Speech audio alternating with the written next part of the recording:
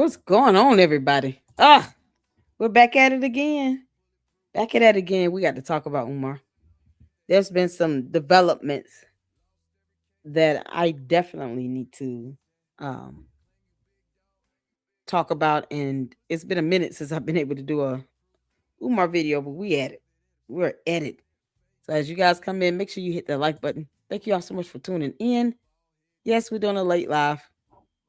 I really wanted to start all of this earlier, but I was just exhausted, passed out, went to sleep for many hours, and I just needed the rest. So we are at it. Shout out to all of you all. Thank you to all my mods, supporters, members, everyone. I appreciate you guys and your support. Thank you guys for hanging in there with me.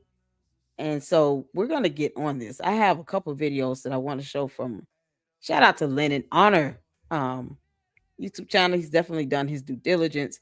He's almost at 90,000 supporters. So two of the videos we play are going to be from him in his channel. He had Lenae Stacks on as a guest talking about some litigation going on between her and Umar. And I want to go over that because, yeah, I've been heavy hitting on the Candace, and I just, we can't forget about Umar because if anyone needs to definitely be in court, it should be him. Sending out your Uguni goons to cyber stalk and bully and dox people, Umar. That's a cyber crime. It's a crime. So you want to definitely check out what's happening here. Shout out to all of you. Shout out to Lenae Stacks. Showing everybody how it's done. You don't have to let Umar here and bully and harass you or his old Goonie goons. And they don't care. If they end up getting hemmed up, he's not gonna bail any of them out. You can't make this up. What's going on, y'all? I appreciate y'all for coming in. Thank you so much for tuning in. Hey, Sarah. Shout out to my mods. How you doing? Hope all is well. Happy Thanksgiving. I haven't seen you in a minute. I know it's been a while since we got in that Umar video, but we're here. We're here. we're gonna get into this information. I had some emails that went to my spam folder. I can't believe it. But shout out to Dr. Is it Nene? I think it's Nene. Oh my god, y'all. I gotta show this video she created. And I'm based on the name, I'm gonna say it's a she, but you can correct me if I'm wrong. Umar is a scammer. Okay. And then he thinks he's above the rule of law. Okay. The real rebel. What's going on? Umar's a scammer. Yep. I refuse to call him doctor. Now just, Umar, you're not licensed or certified, so I don't really care how you feel about that. He's a clown. If you guys see the thumbnail, that was a actual photo from the video from Lennon Honors video he did about this, where he was actually in court.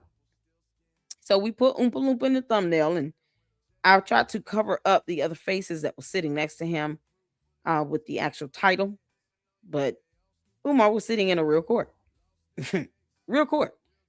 So it's very possible to be able to find him and serve him. If he truly feels like he's innocent or something, he can always go to court, but he doesn't do that.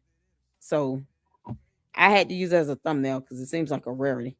What's going on, Jesus? Come now. How you doing?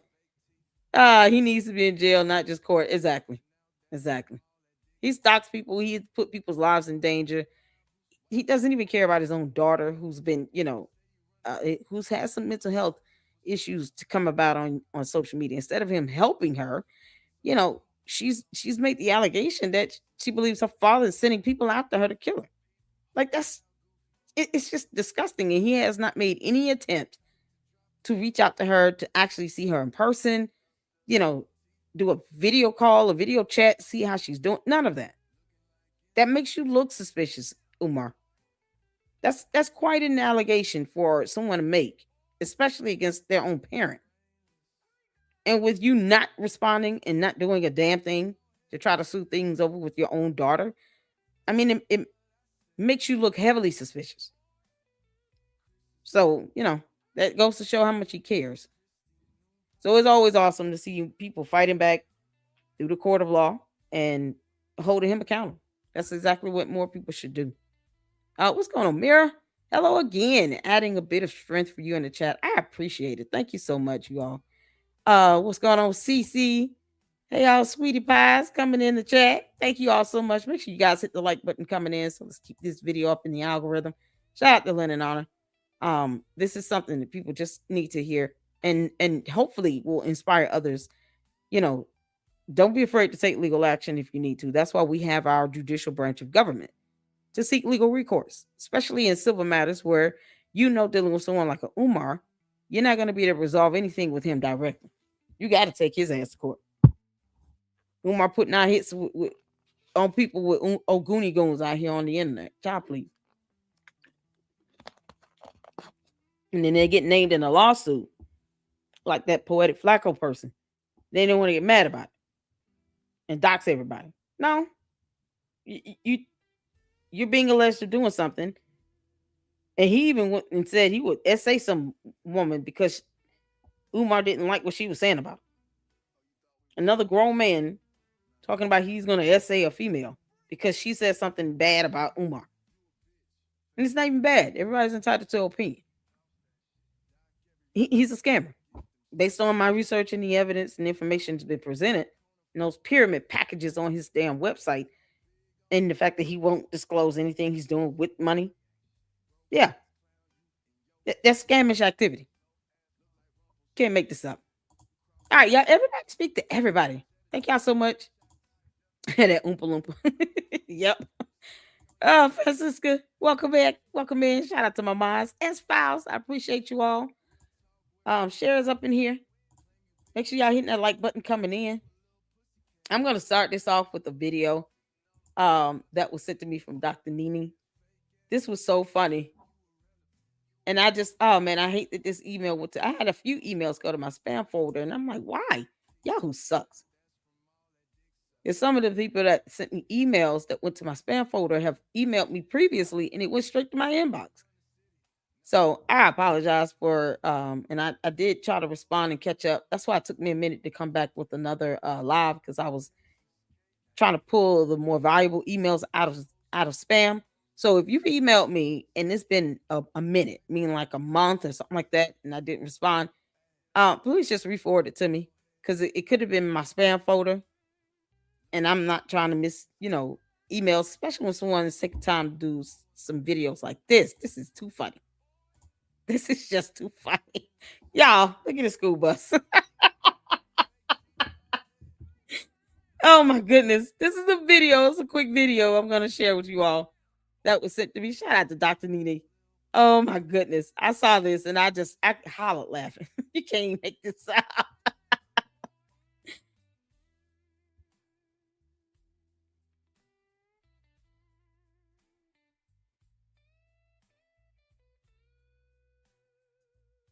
Hold on. What?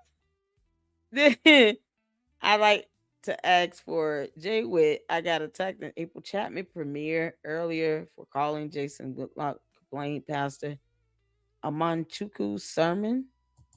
What the heck? The wheels fell off the bus. It has no battery in it. How you doing, Mila? Fran said Yahoo limits the storage now, like Gmail need to do cleaning. Oh yeah, I have to, and I have to. I mean, I get so many emails, about information that some of it is like the same. I guess the same topic or email coming from multiple people. So, um, if that happens, I'll respond if I see it. If it goes to my spam folder, I just didn't see, and I don't check my spam folder every day. I guess I'm gonna have to, because Yahoo's weird. But sometimes I just respond and then I'll delete it because it could be repetition, and it just kind of helps me to maintain my sanity and not have the my email kind of blocked up like that. So I unfortunately I do have to delete some of these emails out just to keep space, because Yahoo is full of crap. I don't know what they doing.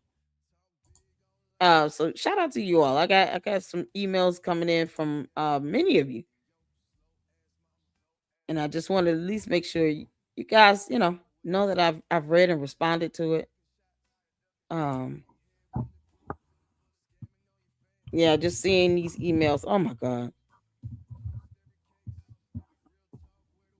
So at least I can acknowledge it, even if I have to clear up space, because it could have been something I already talked about. But if it was in my spam folder, I'm sorry, I didn't get it. I'm so sorry. It's crazy. All right, y'all. This video right here, we got to check this out. And I'm glad we kind of started off with a little laughter, so it can kind of ease us into these videos from Lenae on. If I can get one of the mods to please drop the YouTube channel link for Lenae Honor as well in the chat, that would be fantastic. But this video is a video sent to me directly. It's not like upload on anybody's channel. This is something else. This is something else. Jeez, I felt like I'm being attacked by Kentifa. Seriously, Jason Whitlock is different guy. Okay, Jason Whitlock is somebody else. I think Jason's last name is Jay Witt's last name is Whitaker. And he said this before himself, his last name. I don't think it's Whitlock. I don't know who that is. Whitlock is a candy man. Really? So there's a Jason Whitlock that's a candy ass cult member. You can't make the because I know Jay Witt, my brother in Christ. He no, he keep his foot on Candace's neck. Yeah, his last name is Whitaker. So I don't know. Yeah, I literally typed Jason Whitlock. Okay. I feel tense already. See, I need that humor. I'm so sorry. I'm sorry that happened to you. Oh, this is crazy. All right, y'all, let's get to this. It does have some sound. Thank goodness. So it's 17 seconds. Y'all put a one in the chat when you can see it in here. Let's go. Oh no. You can't open. You gotta be kidding me. What the heck? Hold on, let me okay. Let me pull it out of my folder. That's what happened. I moved it. Okay. Let's get back to this. I don't know if y'all can hear it already. Y'all, this is epic. It's so epic. Let me share it again. Here we go. Here we go. Oh, there it is. There it is. Yeah, I'm gonna do this. All right, y'all. Let's get to it.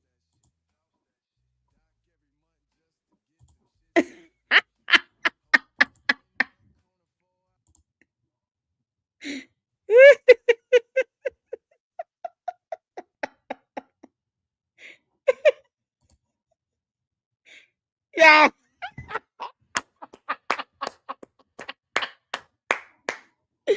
shout out to Dr. Nini. I hope it's Nini and Nene. I don't want to mispronounce your name. You can't make this stuff up, y'all. This it's magic school bus. Oh man. And Jay Witt podcast. Shout out to Jay Witt. He actually went to the school and did another tour, I think, the week of Thanksgiving. And we went over that portion of the video, and he actually recorded the bus. Y'all, you can't make this up. I gotta play this again. Oh, boy. That magic school bus.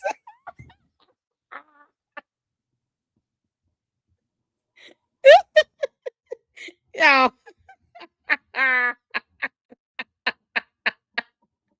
You got a rocket on it.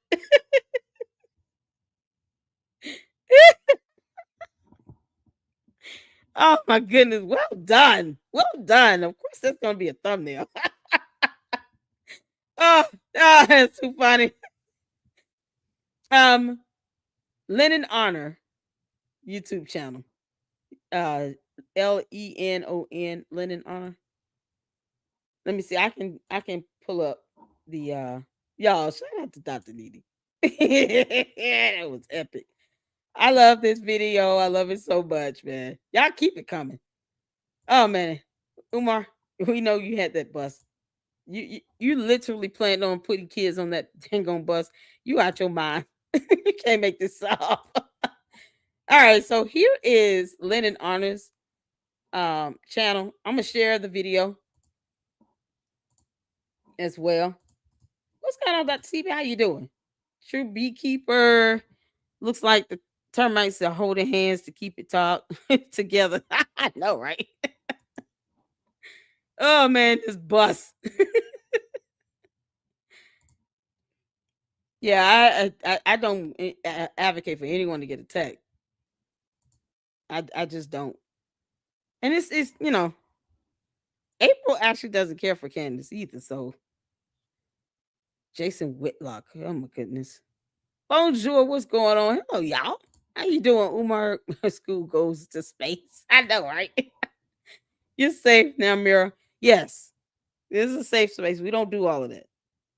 I don't believe in docs. I don't believe in any of that. I don't care how mad, or I'm not even gonna say mad at this point because after 5 going on 6 years on YouTube, you're just gonna have, you know, content creators, other YouTubers and stuff are gonna say something because they think they're protecting somebody that thinks that they're a god on earth, and they're not.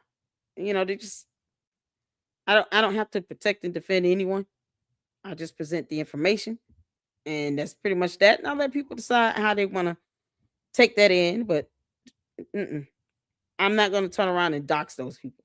As bad as Candace Owens is out here trying to dox people and get information on people that have nothing to do with anything, I would never turn around and do that to her kids. I just wouldn't. And whatever's out there publicly about her, it's out there. Same thing with uh George Farmer, aka Boys Club. I don't put anything out there about them that is not already out there. As horrible as she is with just completely disregarding that law, because she won't go over it. So she'll let her candy ass cult members believe that her doxing somehow is legitimate. No, it's not. They don't understand what doxing is, what type of information is considered doxing, personal identifiable information. They have no concept of that. So when I see them in the chat trying to defend her doxing, I'm like, and she'll never tell them what the law is, so she'll just leave these people into the void, and all of these people come down, bring them all down with her, having them believe that it's okay to go finding and cyber stalking people on social media to try to dox them and put their information out there. Somehow, yeah, in their world that they think that's okay, but no, she gonna catch the right one on the wrong day. That's all I'm saying. They gonna sue the crap out of her. So I don't even, nah, man. If you were out it like that, no, I don't advocate for that. It's so crazy. You're safe over here, honey. Oh my God, y'all, this bus. Okay, we're gonna get to it. I want to just first shout out to, of course, my moms, and let you guys know about the second channel. So that was rebranded at one point to be a Tommy G Clipper, but because it has been very difficult for me to try to keep up with clipping his content, and then it's not like I can just directly upload it. I have to actually edit and then save and upload it, and it took a lot of time. So what I did was, renamed my second channel to the Lady Luck Club with Sweet Tea. And that channel will be for, like trending topics and some of the more gossip, more like gossip type stuff that's going on, or things that might not require a lot of reporting and research, but just awareness and the salacious stuff. That's where that's going over there. So it's like I did a video about the young lady in Chicago who was attacked by children, by other kids, that was jumped on, and all of that. Her two kids were jumped on, and she just refused to fight and hit the kids back because they're kids. But I talked about that in the members only. And so I'm like, okay, I want to have that second channel be for those types of topics and conversations. And there's a few things I want to, talk about over there. So it's easier now for me to live stream directly to my second channel than it is to try to clip and do all this editing and stuff that I don't like doing. For Tommy G. Tommy G is a fantastic content creator. So you guys make sure you check him out.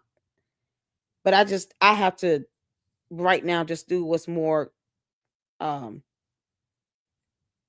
well, I guess what will save me some time I still have a regular job. I have kids and stuff like that. So it's easy for me to just live stream something different over there than it is for me to try to edit videos and all of that. But Tommy G is definitely worth it. And I appreciate the opportunity. And maybe hopefully, once these two channels get up to where they need to be, I'm trying to aim for 30,000 supporters here in the LLC. And with the LLC with Sweet Tea over there, I'm trying to get at least to 2,000 and of course get the 3,000 watch hours to get it monetized. And that would just be fantastic. So shout out to you guys. If you can, please make sure you go over there and subscribe. Please do that. So here is the second channel, completely rebranded. And let me drop the link as well so that you guys can see. Let's see. Here it is. And you guys can go over there and subscribe. And you're into the type of that type of content where it's we dropping some tea on some things and checking out what's trending and stuff like that. You definitely enjoy that over there on the second channel. All right, so we're gonna get to it. Let's start off with this first, and that's the YouTube channel for Lady Luck Club with Sweet Tea. Let's see here. Dr. CB said I had to stop watching Diddy Doc and hit you up when they said his name is Nature Boy. I used to. He said his name is Nature Boy. Yeah, we got to get a couple Nature Boy episodes in too from Hood Horrors. He's doing a new series on Polite. We already checked that out. The second episode of that series. Hood Horrors is fantastic. I love his storytelling. So we definitely got to do a video watch party. At least get in 2 episodes that he has done on Nature Boy. Nature Boy's another, cult leader, basically. And people need to recognize what these cult leaders look like. Umar, of course, act like he's a dumb cult leader himself. And then, of course, putting hits out on people. All you're doing is setting yourself up for a lawsuit, at the very least. And at some point, can end up coming down to criminal charges. No one has time to sit here and be doxxed because they reported on something he didn't like it. And we don't owe him an ass kissing session. I will not do that. With none of them. Candace, Umar, Polite, none of them. Nature Boy, I'm not kissing nobody's ass. It's crazy. And they do things that break laws. Nope. So please go subscribe to the Lady Luck Cup. Check out the content there. And let's get that up and running. Mira said I was confused and apologized, even though I knew I typed the right name for the person who attacked the 2P USA Faith. Oh man. Umar's Magic School Bus. I know, right? I just went off on Yaki, a Wicked Book Scam, and the BBB reviews. I never heard of that. Hey fam, Uncle Mo TV sending love. Shout out to you, Uncle Mo. Go get her music. Oh, look at that. You changed your YouTube channel name? Shout out to Uncle Mo TV. Thank you so much for tuning in. Can I get one of the monsters to drop the Uncle Mo? Is this the new channel name? Go get her music. Let me know because that could be the new channel name. And we'll drop your channel link. Shout out to you. And tomorrow we'll be doing a joint show with Information Man Show. Hopefully nothing goes wrong, nothing happens. Both of us have had to reschedule a couple times, so we're gonna make it happen tomorrow. I'm excited about that. So I was over on April's channel earlier, but I didn't see it. Okay. Thank y'all so much for tuning in. Hit the like button. All right, if you all ready, let's get to it. Let's see. Updates on the school's progress. First, I want to show this video that was sent to me from Lou Extra's YouTube channel. Let me share this because I think it kind of flows into this is the victims of Umar, right? And I think this flows well into why Lenae Stacks had to file for a petition against Umar because he does things that as far as harassment, bullying, and all of that. Multiple people have accused him of doing this. Him and his dumb Goonie Goon squad, hit squad. And Lenae Stacks has caught it the worst. I mean, you have Mary Ann that's caught it and gotten threats. You got people out here literally sending threats on his behalf. Now, whether he's directing people or not, because once upon a time he did. He actually said in videos he wanted people to go by somebody's house, and then he would dox and put their house address out. And it's like that's the dumbest thing ever because people are gonna get sick and tired of that. And you try to send out your Oguni on somebody's house, guess what they're gonna be met with? All of armed law enforcement. And then if something happens and that person gets shot, then what? And people are dumb enough to sit here and do this on behalf of Umar when he doesn't pay their bills. I don't owe Umar shit. Same thing I say about Candace. I don't owe them anything, but it's not going to stop me from holding them accountable and reporting on the facts, pulling up documentation and evidence. I'm not going to stop reporting on it. As long as they're out here, doxing people, I'm going to keep reporting on it. So this video here is from Loot Extras YouTube channel. I've never heard of it. And I wanted to check this out. And then we'll get into the video where Lyndon Honor did an interview with Lenae, and she did show some footage of Umar in court. And get to that. So put a one in the chat if you can see and hear. Let's get to it. Dr. Umar has had his fair share of controversies since establishing himself as the Prince of Pan-Africanism, a movement known for addressing issues in the Black community and promising change through education. Black queens forever, snow bunnies never. I said black queens forever, snow bunnies never. I said black queens forever, snow bunnies never. It is consciousness over the cookies. It is politics before the punani. But what started as an inspiration to Black people has quickly evolved into one of the most polarizing and problematic phenomena on social media. It only takes a little bit of white brainwash to activate the cool chip in the average Negro. While Dr. Umar's wild views have resonated with thousands of people, it doesn't make up for the years of shady fundraising, attacks on anyone who dared to question his methods, and perhaps most troubling of all, failed promises.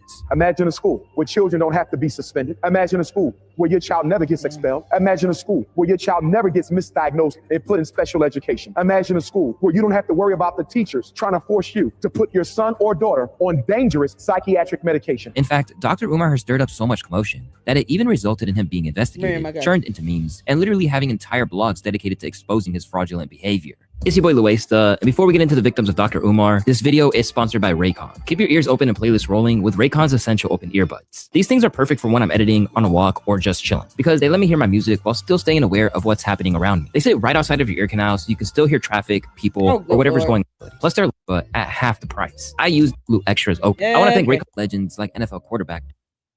When St. Paul's College was on the verge of shutting down, after decades of serving Black students and producing legends like NFL quarterback Darryl Green, Dr. Umar, who had built a reputation for fighting for Black education, saw this as the perfect chance to take his legacy even further. But this is where things get interesting, because instead of helping to keep the school alive, he offered to buy the entire property and transform it into his own vision. Brothers and sisters, ladies and gentlemen, I am happy and elated to report to you today that we have found the location for the very first FDMG Academy, the Frederick Douglass and Marcus Garvey RBG International Leadership Academy for Pan-African Excellence. After negotiating with the school authorities, they offered to sell the college for $3 million, with a down payment of $150,000 to seal the deal. However, Dr. Umar didn't have that kind of money sitting around, and with just a few months to raise the funds, he was forced to try a strategy that marked the beginning of a complete change in his career moving forward. Ladies and gentlemen, brothers and sisters, community stakeholders of the African race, I implore you, I beg you, I summon you, and I petition you to donate to this cause, donate to this fundraiser. Let us show the world that we care enough about our children and enough about our history and enough about our ancestors to keep St. Paul's College in the hands of the African American community and in the hands of Dr. Umar Johnson and in the interest of African children. Before this time, Dr. Umar was known for speaking about issues Black children face in the American school system. He even had entire books written on these issues, which also detailed what Black parents can do to handle some of these challenges. But it never seemed like it was about personal advancement before. Instead, he seemed like he was genuinely moving out of the passion he had for his community. But as he began building his new school, we would begin to see a whole different side of Dr. Umar. In the next 30 days, nearly $150,000 was raised, which was a good start for his vision. But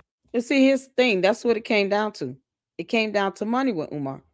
Once he started seeing that he could just say a bunch of dumb crap and then get people to donate to him, he really just more so revealed his true intent. Because even once he got those buildings were bought by K-12, now Stride Inc. in Wilmington, he didn't buy those buildings. His name is not on the deed. He's not even a registered agent on the FDMG LLC. So he did nothing. And he knew that he could just say a bunch of stuff and get all this money because he didn't have to work for this. He didn't put his own personal money that he earns from an actual job into any of this. And then when he goes out and says on a radio interview that he only had the intention of opening the smaller school building and not both, but he kept raising money for both buildings, that right there is all I needed to hear to know that he was scamming people. I guess he didn't think people would pick that up. And he said this to Father Baba Yaga, whoever that dude is, the Baba Yaga, the Father Christmas looking guy that sits here and kisses his ass, because he's a grown man and all, feeling like he kissed the ass of another grown man. He said that on his radio show during an interview with him. It was never the intention of opening both schools. It was just to open the smaller school, see how this goes, and then open the second school if everything panned out. He can write a book, but he couldn't come up with a curriculum. So what was the classes going to be at the school? What were the students going to be learning? He got upset because someone wanted him to come up with a curriculum. But no, he just wanted people to just give him money blindly and not hold him accountable for anything. And now he doesn't even want to release anything that looks like an expense report or a receipt or a vendor invoice to show where the money was being spent.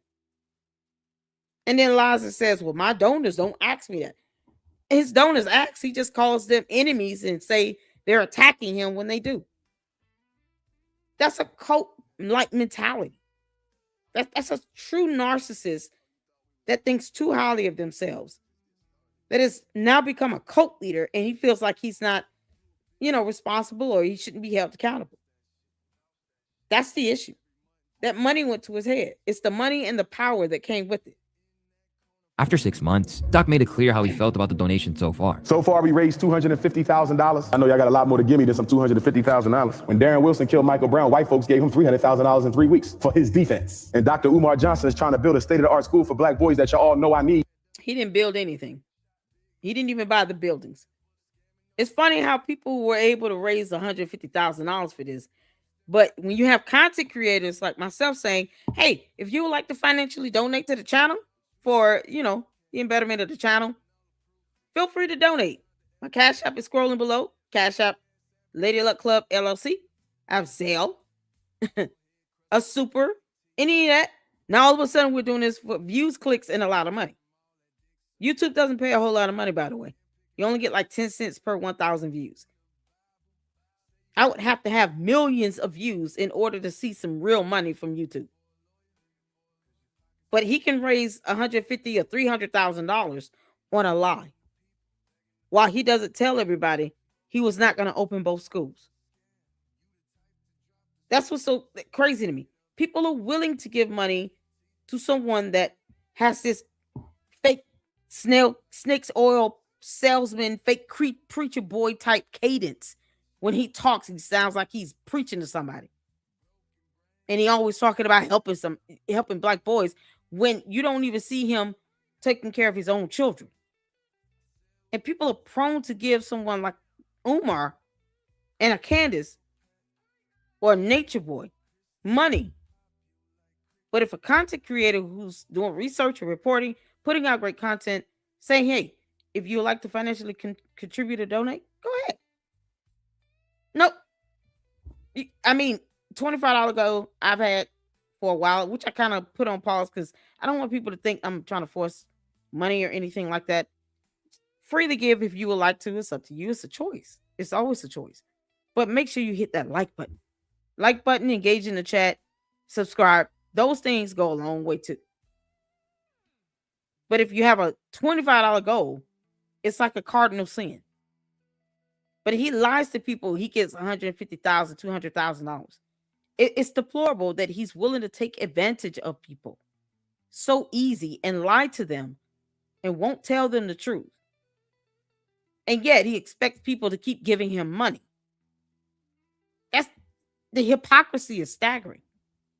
And after 6 months, I only got $250,000. Trifling ass black people. While that seemed like a simple joke at the time, Look, it gave people a glimpse into how he that. assessed situations around Gave him. to To him, that. his vision was worth a lot more than $250,000 in 6 months. But y'all sure call me up when the school's messing with your son. Did you make a donation to my Hit the school? like, yeah. Oh, not yet. Bye. Click. That's the new Umar. You want some help with your son? Did I get a donation? Now I want to hear that. Mail the donation, then you call me back, and then I'll help you with your son. But you're not going to use me to fight white folks when your son shouldn't even have to put up with them in the first place. Over the next decade, he appeared on countless podcasts and TV shows, promoting the project and raising more funds. While no one knows exactly how much he's racked up, reports he's showing people he doesn't care. You want me to help your child? Okay, you got to pay for it. What do you mean? If you truly wanted to help kids, you wouldn't even worry about the cost. And you would just do it because you want the kids to get help. And mind you all, he's not licensed or certified to be anybody's psychologist. He just has a degree that we still have not seen him actually hold up. I haven't even seen this man walk across the stage and actually get a degree. It could be faked. Who knows? That could be the greatest con ever with this. But let's say he just got a degree. He still doesn't have a license or a certification. And yet people still gave to that. And he's laughing in their face saying, I'm not going to help your kid if you can't pay me. You can't donate, then I ain't doing nothing. How would he know who's donated and not donated if he's not keeping a paper trail? That's the $1 million question. If he's not keeping up with the donations in PayPal, where he can just log in and see all the donations he's receiving, and he can't even send out a tax statement, how can he say who has and who has not even donated? If they call him saying, hey, help me with this question I have for my kid. I mean, honestly, don't go to somebody that's not licensed and certified. Go to a real psychologist. I won't call him with shit anyway, but go to a real psychologist that can offer you sound advice and guide you when it comes to your children and their learning. Not someone that's not certified, but he expects people to give him money for it. Suggests it's grown into a substantial sum. Yet, despite years of fundraising, updates on the school's progress have been few and far between. All we've seen is a video of him hinting at the HVAC system for the school, and another video from 2024, where they seem to be painting the school. We having an HVAC party today. We having an HVAC party today, brothers and sisters. I said we having an HVAC party. HVAC. Do you know what an HVAC party is? Heating, ventilation, air conditioning. Oh yes, brothers and sisters. I want to say thank you to all you who came out this past weekend and helped us out. We had a beautiful time Saturday and Sunday getting the school ready for our young men. It's obvious that this isn't enough to justify the millions of dollars donated by average black citizens. What's even more weird was that every time Dr. Umar was asked about the progress, he would completely go off the rails in a way that seemed very defensive. What did you do with the money? That is the silliest question I've ever been. Mira, don't worry. I can send an email too, because I don't want anybody to feel like this. You know, I try to look out, especially for those of you who support me in not just one or two videos. I mean, support me in all of my lives.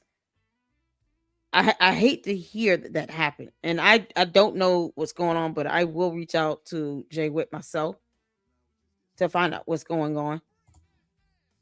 And if you can't email me so that I can see what specific live stream you're referring to, and email me the link, and I'll check out the video myself and see what happened in the chat. Mira, so I don't want you to feel any type of way. No one should be set up to be attacked or in anywhere from anybody in any capacity. So please email me if you can, Lady Luck Club LLC at Yahoo. Send me the link to April's video, and I'll reach out to Jay Witt myself to figure out what's going on, because I never want anyone to feel this way. I don't. I care about all of you all, and social media can be cruel. It really can. So I'm hoping that this is just some sort of misunderstanding, but I will reach out to him. So please email me if you're still listening. Email me, please, because I want you to feel valued, and I don't want to see, especially my supporters, I don't want to see any of you put in a situation where you're being attacked in this without justifications. No.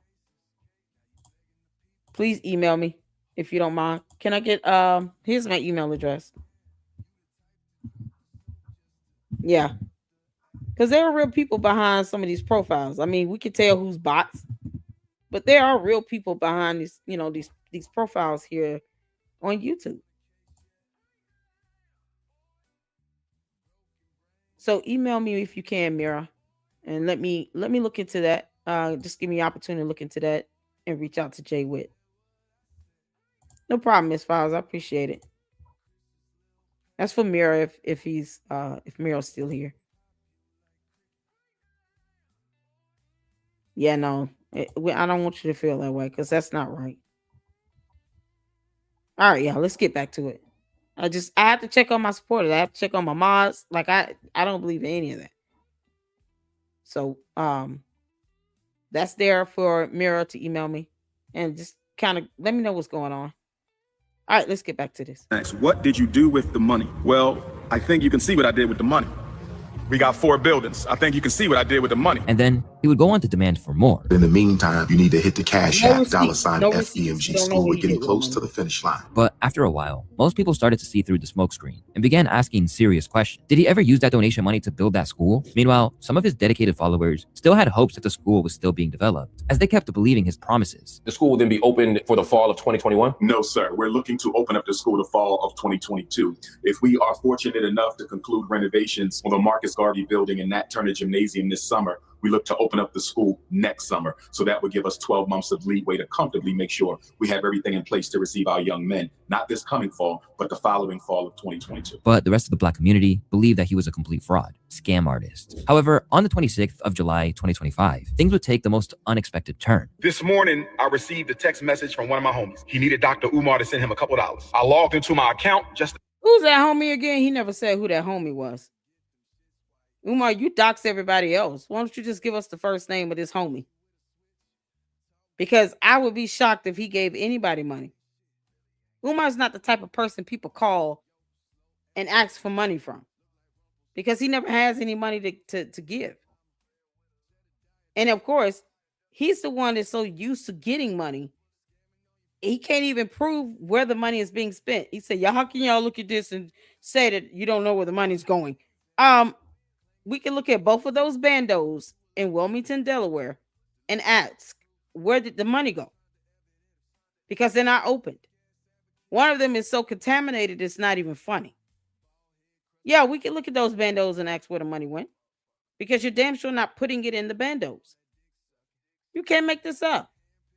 To check my balance because I haven't done so since I left for South Africa back on July 10th, only to discover that I could not log into my account. And if you think that was bad, just wait, because it gets even crazier. So then I called the bank, and the bank told me that my personal account, as well as the independent Frederick Douglass Marcus Garvey Academy account, have both been frozen. And I was told that there is an investigation into my personal account, as well as the school account. I asked them, was this due to suspicion of any fraud on my part? I was told that it was not due to suspicion of any fraud on my part, but I was told that it was due to suspicion of fraudulent activity. While this might not be entirely impossible, given the recent suspicions surrounding the academy he claimed to be building, it ultimately came across as nothing but an excuse. Because how do you explain calling a bank concerning your frozen account, and the first question you're asking is to know whether it was locked due to fraudulent activities on your part? Yeah, that's pretty sus. And instead of providing evidence of his interaction with the bank to at least make his story more believable, Dr. Umar would double down. So the Prince of Pan-Africanism, for the first time in my life, is without any digital currency. For my loyal supporters, if you can spare a few dollars so I can take care.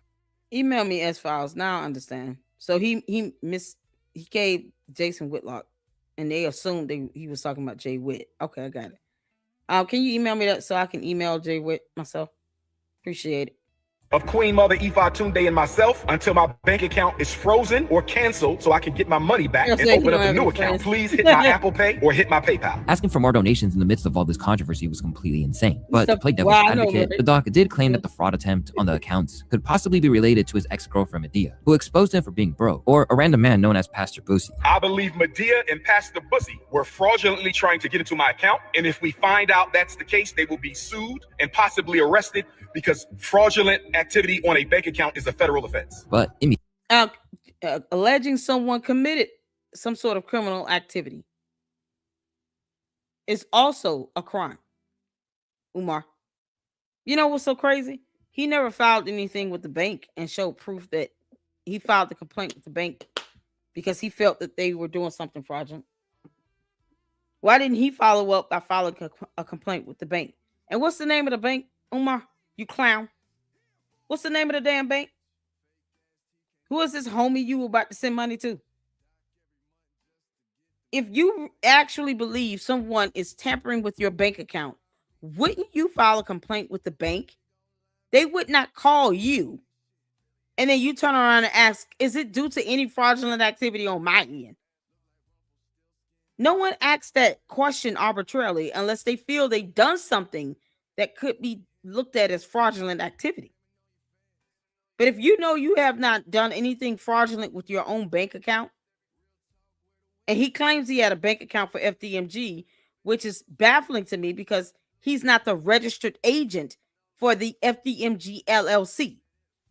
So how did he get a bank account open for the FDMG LLC? He's not the registered agent. He has no ties or connection with it. But he's talking about FDMG has his own bank account. How? I mean, I know he's lying like hell, but let's just say for argument, there's a second bank account. If it's for FDMG LLC, he's not the registered agent. How did he open that bank account? And why is that not something he's not even willing to say what the name of the bank is where these accounts were opened? But he wants everybody to hit up his PayPal and his Cash App. You can't make this up. Umar's a clown. Immediately, people thought it might just be a ruse to cover up something even darker. It seems like Dr. Umar is trying to set up for him to say, yo, they stole the money, bro. This becomes so much worse when we consider the fact that he ran online to talk about it instead of handling it in private. Trust me, Dr. Umar, somebody charged $18,000 on my credit card like a couple months ago. I didn't go online and go tell everybody about it. I called my bank, I filed a dispute, they handled it, and within 60 days, actually, a credit. Thank you. There you go. You file a dispute. If you think something is fraudulently going on in your account, you file a complaint, a dispute. That's the actual term. You file a dispute with the bank's fraud department. That's not something you just go to the internet and then go and falsely accuse someone else of doing, because that false allegation is also, it's defamatory, and it could lead to him catching criminal charges because he's falsely accusing someone else of committing fraud with a bank account to which we still don't know the name of the damn bank. What the hell? And produce zero evidence. No evidence. It's false and misleading statements. And if they want to sue him for that, they could. Because you're alleging someone committed a crime with no evidence. It's like these stupid cult leaders don't understand definitions of terms here.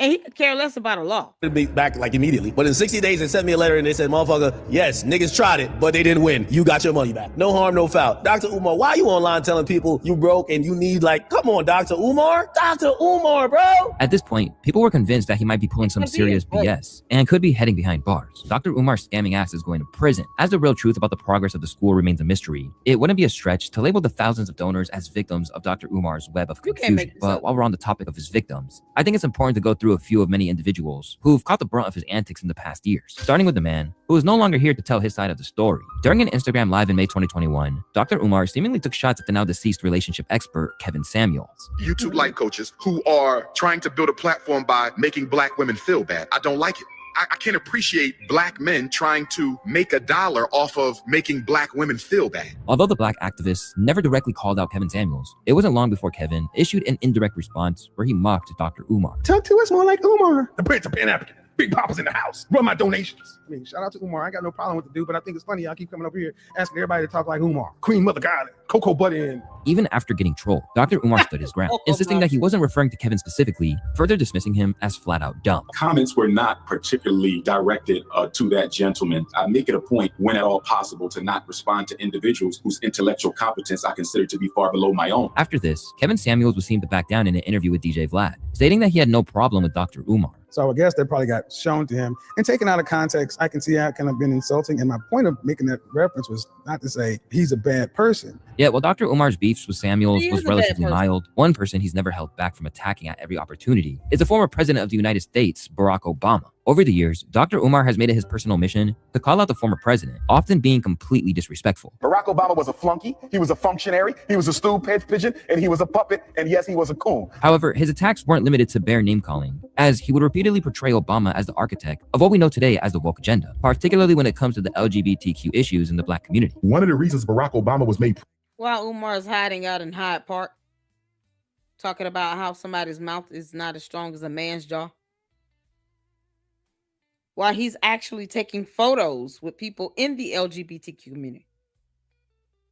I showed you all a photo that he took with Jussie Smollett. Did y'all see that? Because I just want to make sure.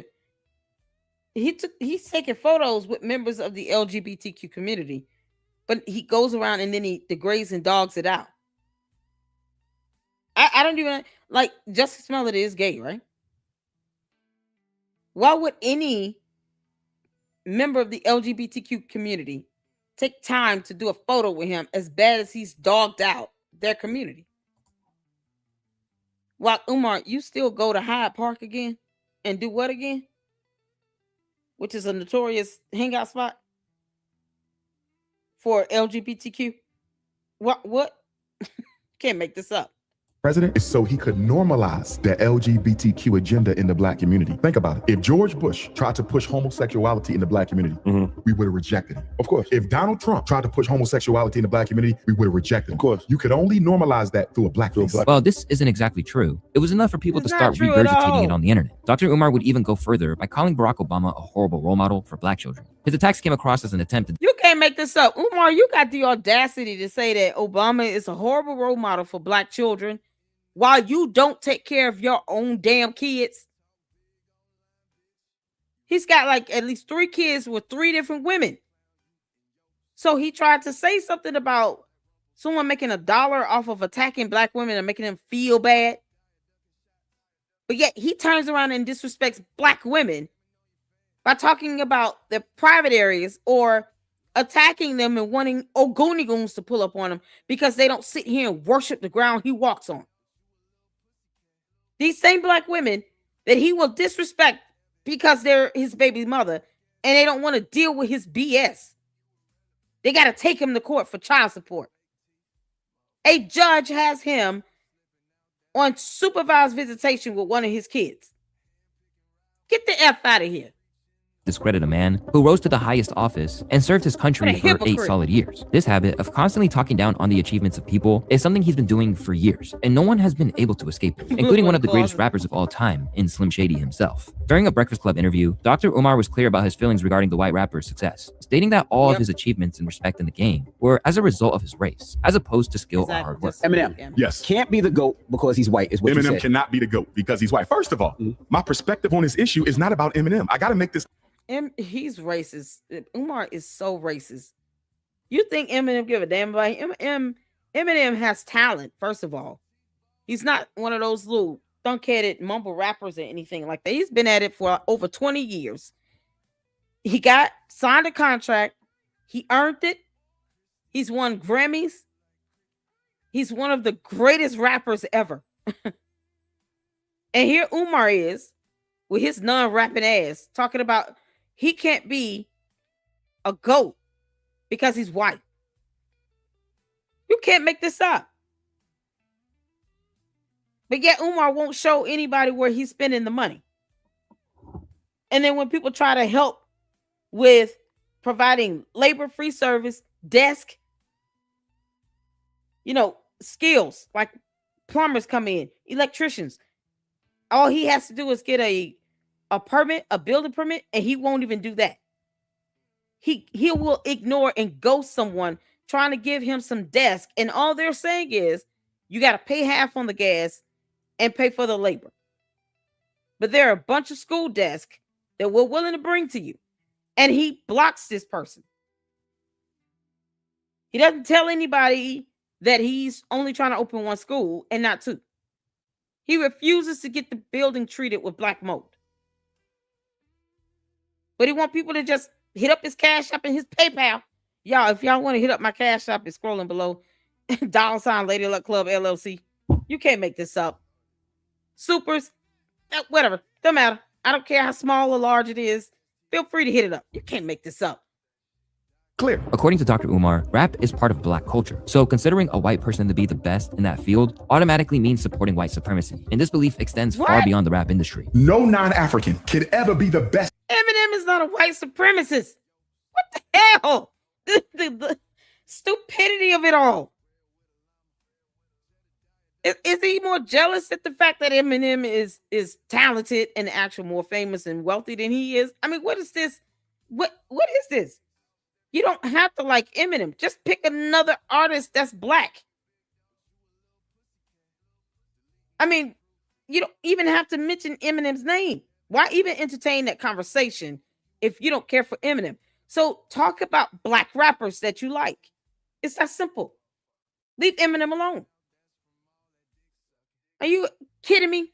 Of anything African. It is an insult to the ancestors, it is an insult to the race, and it is an insult to every black person. On the surface, it seems like he's simply defending black people and their interests. But when it comes down to taking care of his own black family, the story isn't quite the same. Throughout his career, Dr. Umar has had children with multiple baby mamas, despite being someone whose entire brand is built on black people being more responsible, especially with their families. You'd expect a public figure with this rep to at least keep his family close. But we learned from his daughter, Dr. Umar is often nowhere to be found. My biological father is Dr. Umar. I'm 22 years old now. My dad has never been to anything important, no graduation, no birthday parties, nothing. He has not been in my life. You can't get on Instagram and get on social media and portray to be an activist and talk about how black kings need to be with black women, but you're not even in your black woman's daughter's life. Being absent from his own daughter's life spits in the face of everything Dr. Umar stands for. And he got a lot of people calling him a deadbeat and a hypocrite. He hasn't denied that this is his daughter. He knows who she is and her mother. It's giving deadbeat. Deadbeat is a deadbeat. Dr. Umar, you being an absent father to a black child is our business. Because of all the controversy after this video was released, Dr. Umar would put out a response video arguing that things weren't as they seemed. There's a lot of slander going on. There's a lot.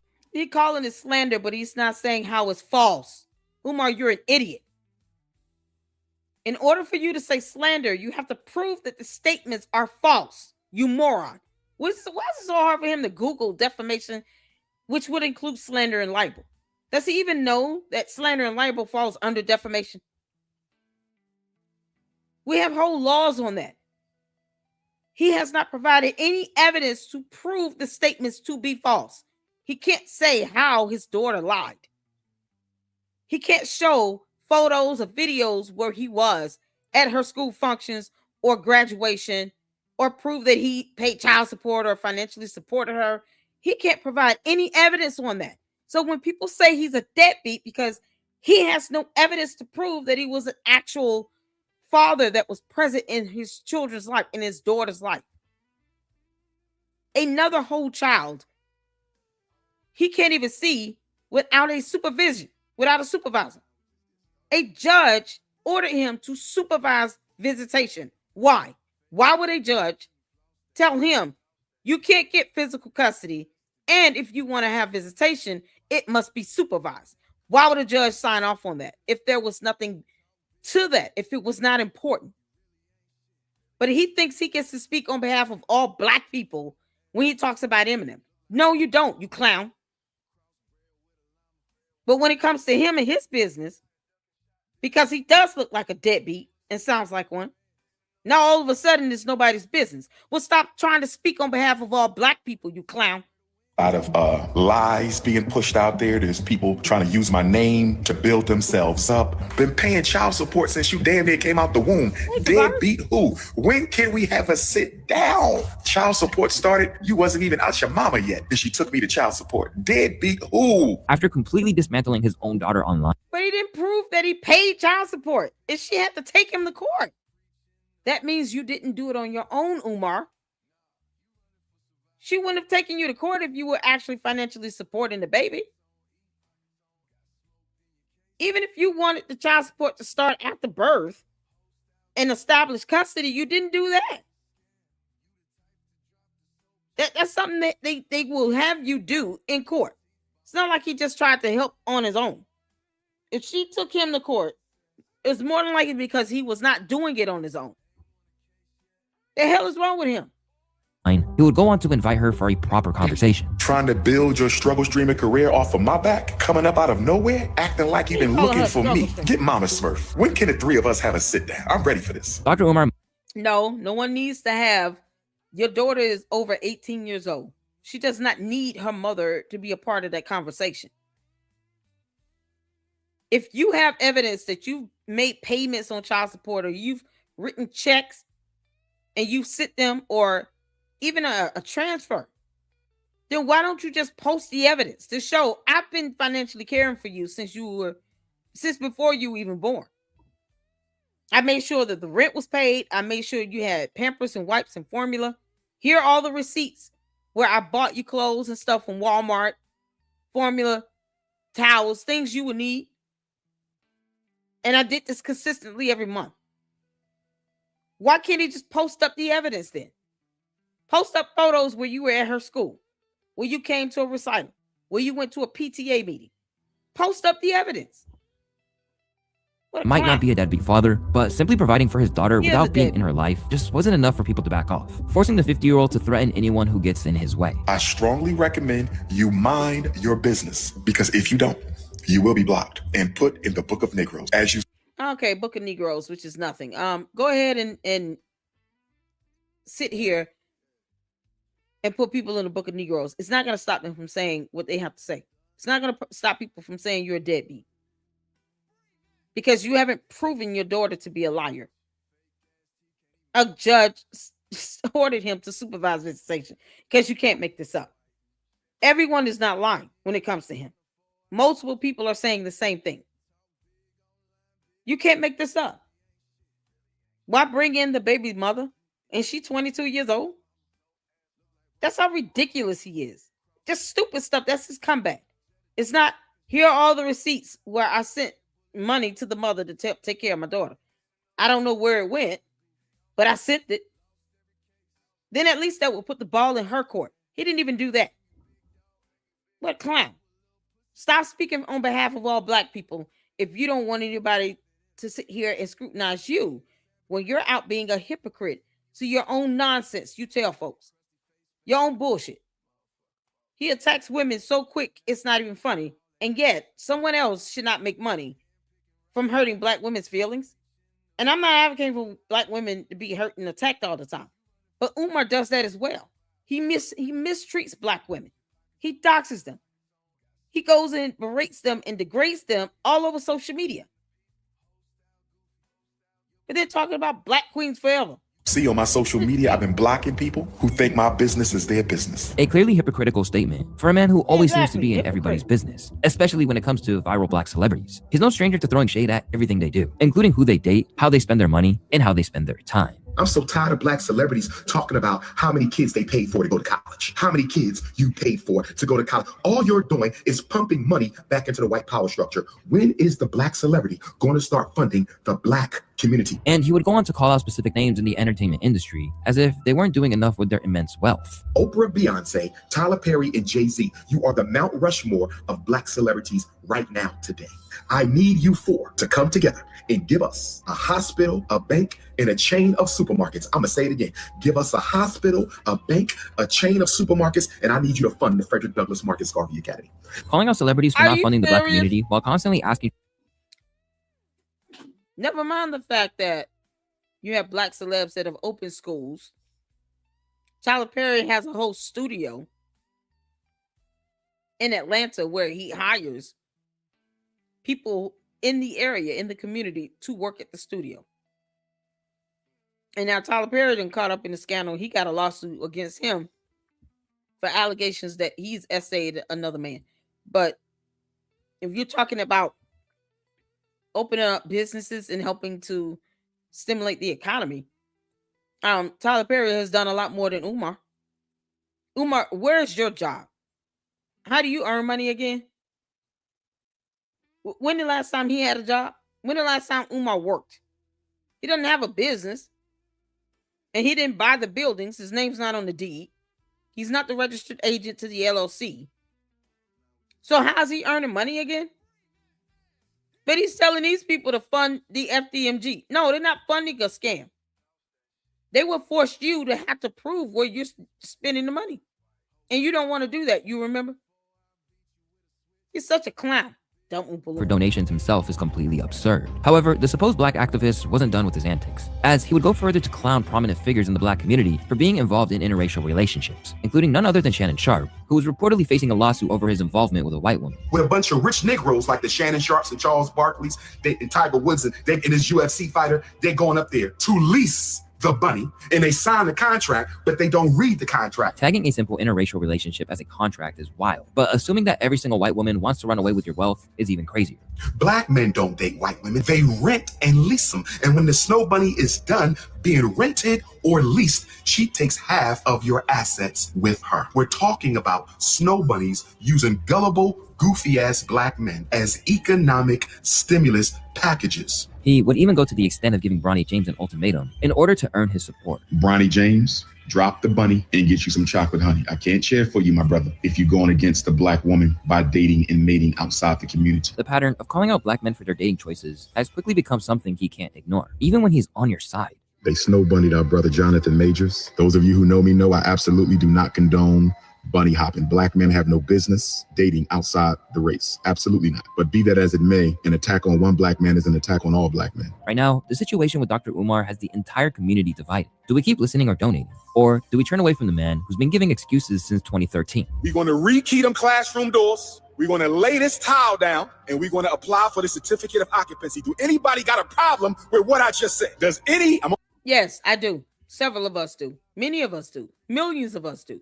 We all have problems with what you just said. You can't rekey anything. You don't put up permits to have any work done on anything. You don't even produce contracts with vendors to prove any services is being done to those buildings. You won't even get the black mold treated, which would cost you millions of dollars.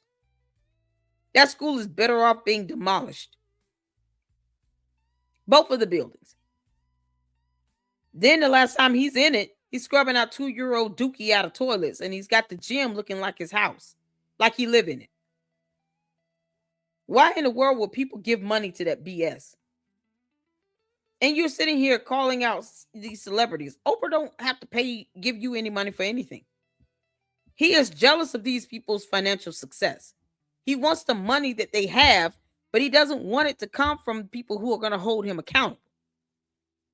He wants to take it from black communities where people are struggling, living check to check, from these single black mothers that sit here thinking that he's really trying to look out for him and try to defend them when he's dogging them out as well.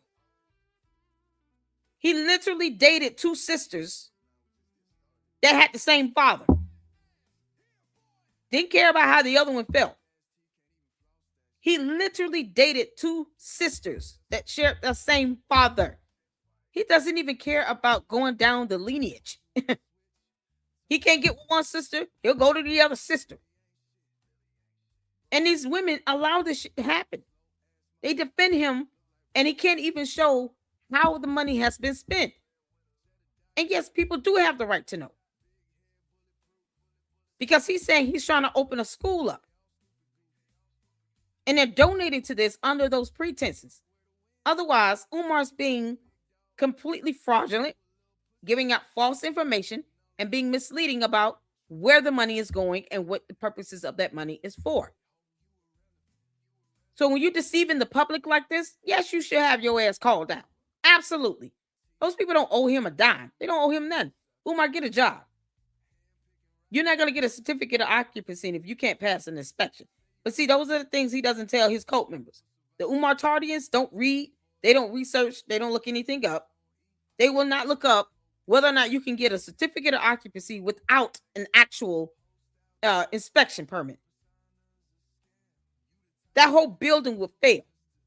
And if any parent puts their child in those buildings and he decides to open up the doors and it's nothing but black mold, all of those parents need to lose custody of their kids. And they should be charged for negligence and putting their children's health and their safety in danger. So yes, him and those parents need to go to jail for that if they do that. Can't make Only talking to my supporters and donors. If you're not a supporter or a donor, hop off the live. The accounts are still frozen. We're looking into it. The accounts are still frozen, brothers and sisters. We're supposed to hear back Friday. That sounds like Monday to me. Whether you see him as a voice of Black empowerment or a controversial grifter, it's important to remember who has been most affected by this saga, because ultimately, the real victims of this controversial figure are simply everyday people who believed in Dr. Umar's vision, the families who scraped together donations, hoping to contribute something that would benefit Black children, and their commitment to Black education deserves recognition. I beg your pardon. I beg your pardon. Who knows? You can't make this up, y'all. Y'all, shout out to Loot Extras, the victims of Umar. And if you guys didn't notice, he did show a photo of Lenae. So here's where we're gonna get to what's going on with this court. Shout out to Lynn and Honor. Let me drop the channel link, or the video link rather. He went live on this 3 days ago. Lenae was on the channel doing an interview discussing what's going on with the court. Let's get some comments in right quick. Let's see. Tavares knelt it on the hammer. I'm trying to go back up to this comment that I saw. King Randall. So if you guys weren't, don't know or not familiar with the situation, Umar scammed King Randall out of some money. King Randall gave him some money, I guess with the promise that he was going to get an interview. And he never got that interview. And so King Randall, of course, was like, look, I gave him some money for this interview. And correct me if I'm wrong here. Gave him some money for this interview, and he never got it. And of course, King Randall needs to be asking for that money back. Because if you have an agreement, even if it's a contract implied, you don't deliver on your end, King Randall could sue him and take him to court. And because Umar can't even show what he's doing with money, yet somehow, and like I always say, Marianne deserved a lot more than that $68,000. But the reality is that $68,000 for that settlement came from donors' money or his attorneys, or some sugar mama or somebody. Because people are still giving him money to this very day. And they're not demanding evidence. They're having him think it's okay to keep collecting money without having to prove what he's doing with it. You got pastors that also have 501c3s. Churches are 501c3s. And you got pastors that go to jail for money laundering, for fraud, for raising money, and not being accountable for what they're doing with it. David E. Taylor is a prime example. He was indicted by the FBI for having a cult and forcing people to raise money while having them chained up, barely feeding them, having women come to his home against their will, holding people hostage. He was just indicted about 2 or 3 months ago from the FBI. And he had a church, a nonprofit organization, where he brought in tens of thousands to hundreds of thousands of dollars.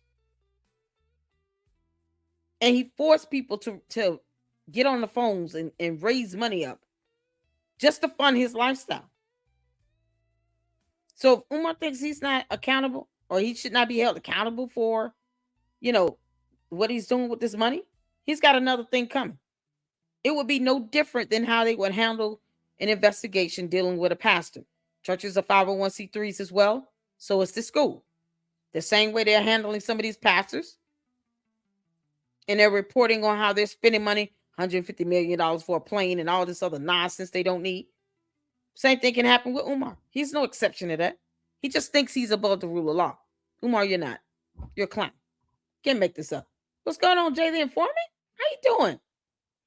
Thank you, Tavares. Thank you for the $4.99 super. I appreciate it. Oh, man, thank you all so much for the contributions. Like I said, if you want to make a contribution, Cash App, Zelle, as well as supers, I appreciate it. I don't care what the amount is. And it goes towards the expenses of the channel. The Xfinity, the StreamYard, all those things. It just helps go towards, the expenses for this channel that I wouldn't have if I didn't do a channel. I don't even have cable, y'all. So I want to make sure I'm giving you all great quality content. And I appreciate any donations. I just hit the like button and share the videos, and let's continue to grow this channel. And the second channel, the Lady Luck Club with Sweet Tea. And that to me means a whole lot more. But financial contributions are welcome. Thank you so much. I appreciate that. $4.99. Super. Jada Informant up in here. Facts. Oh man, keep your foot on Umar's neck. I will. Oh, I will. Facts. Doing well. If I can get the mods to drop Jada Informant's YouTube channel link in the chat, let's show him some love. I appreciate it. That would be awesome. King Randall is a good man. He's actually doing it instead of talking about it. Exactly. I do believe he's opening up a school or some sort of center for kids. So the fact that he gave money to Umar in exchange for an interview, I mean, that's the simplest thing he could have done. It's just gave him an interview. Why would that be something he felt like he needed to scam money out of somebody? It's like he's jealous of people that's actually doing it. He dogs out LeBron James because LeBron James actually opened I Promise schools. So if anyone's wondering, why is he talking about his son? Because his gripe is with LeBron James and the fact that LeBron James actually opened a number of schools, not just in one state. I Promise Schools has multiple locations. But I Promise Schools also receives funding from large donors as well. And if, like I said, you're not doing anything wrong, you shouldn't have no problem with being held accountable and proving where the money is being spent. And I did a video analysis on that. It's on the Umar Johnson playlist where I compared the I Promise Schools to the FDMG. There's not even an FDMG school website. Umar didn't even bother with paying somebody to create a website for the school. And that's one of the things I always ask the Umar Tardians. Where's the school link? Where's the school website link? One still does not exist to this very day. So how serious does he expect somebody to take him when he's talking about opening a building up for a school when he doesn't even have a school website? Basic stuff like that. He's such a moron. You can't make this up.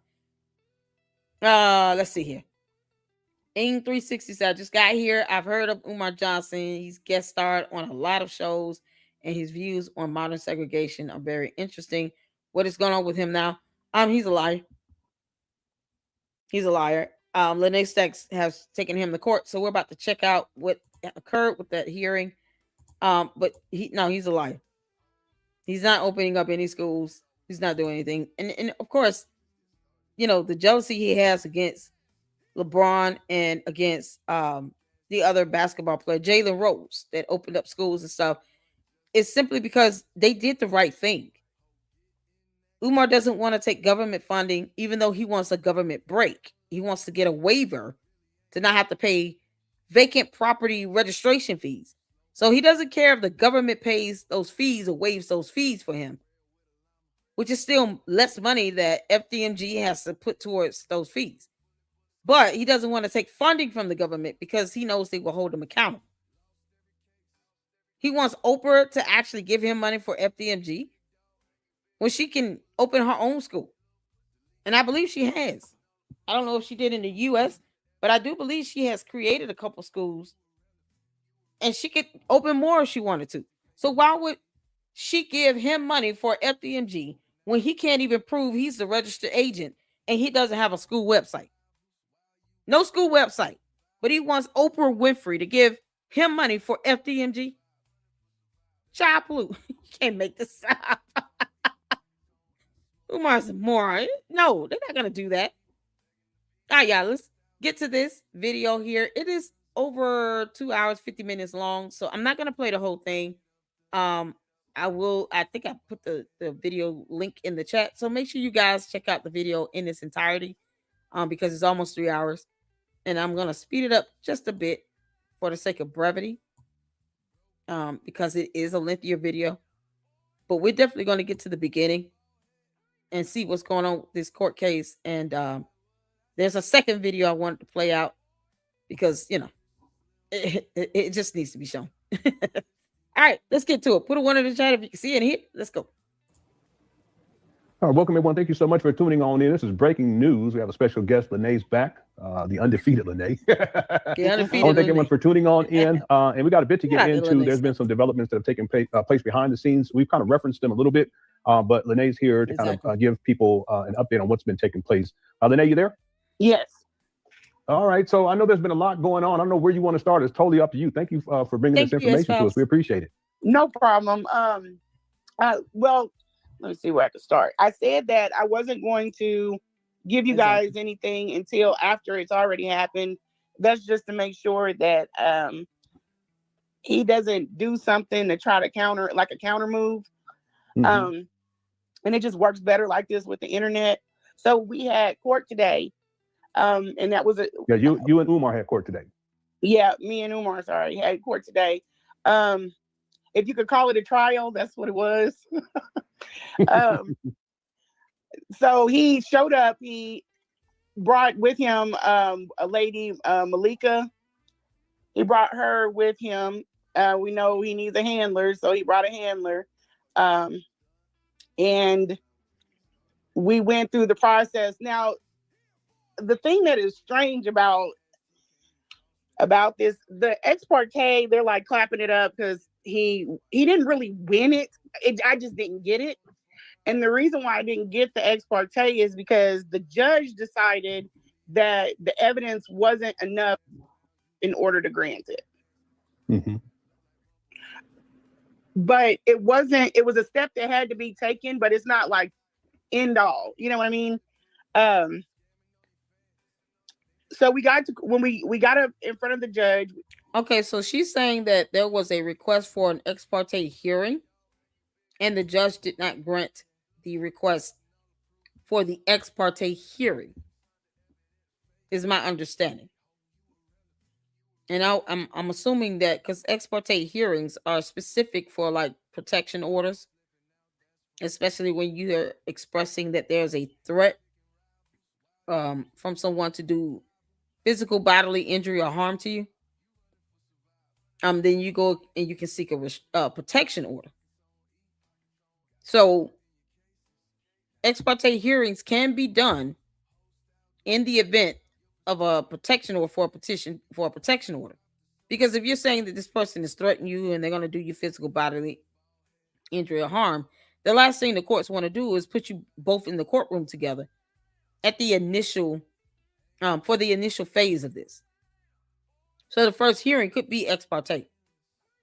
But if that is what she's saying was denied, that's not a reflection of the overall case.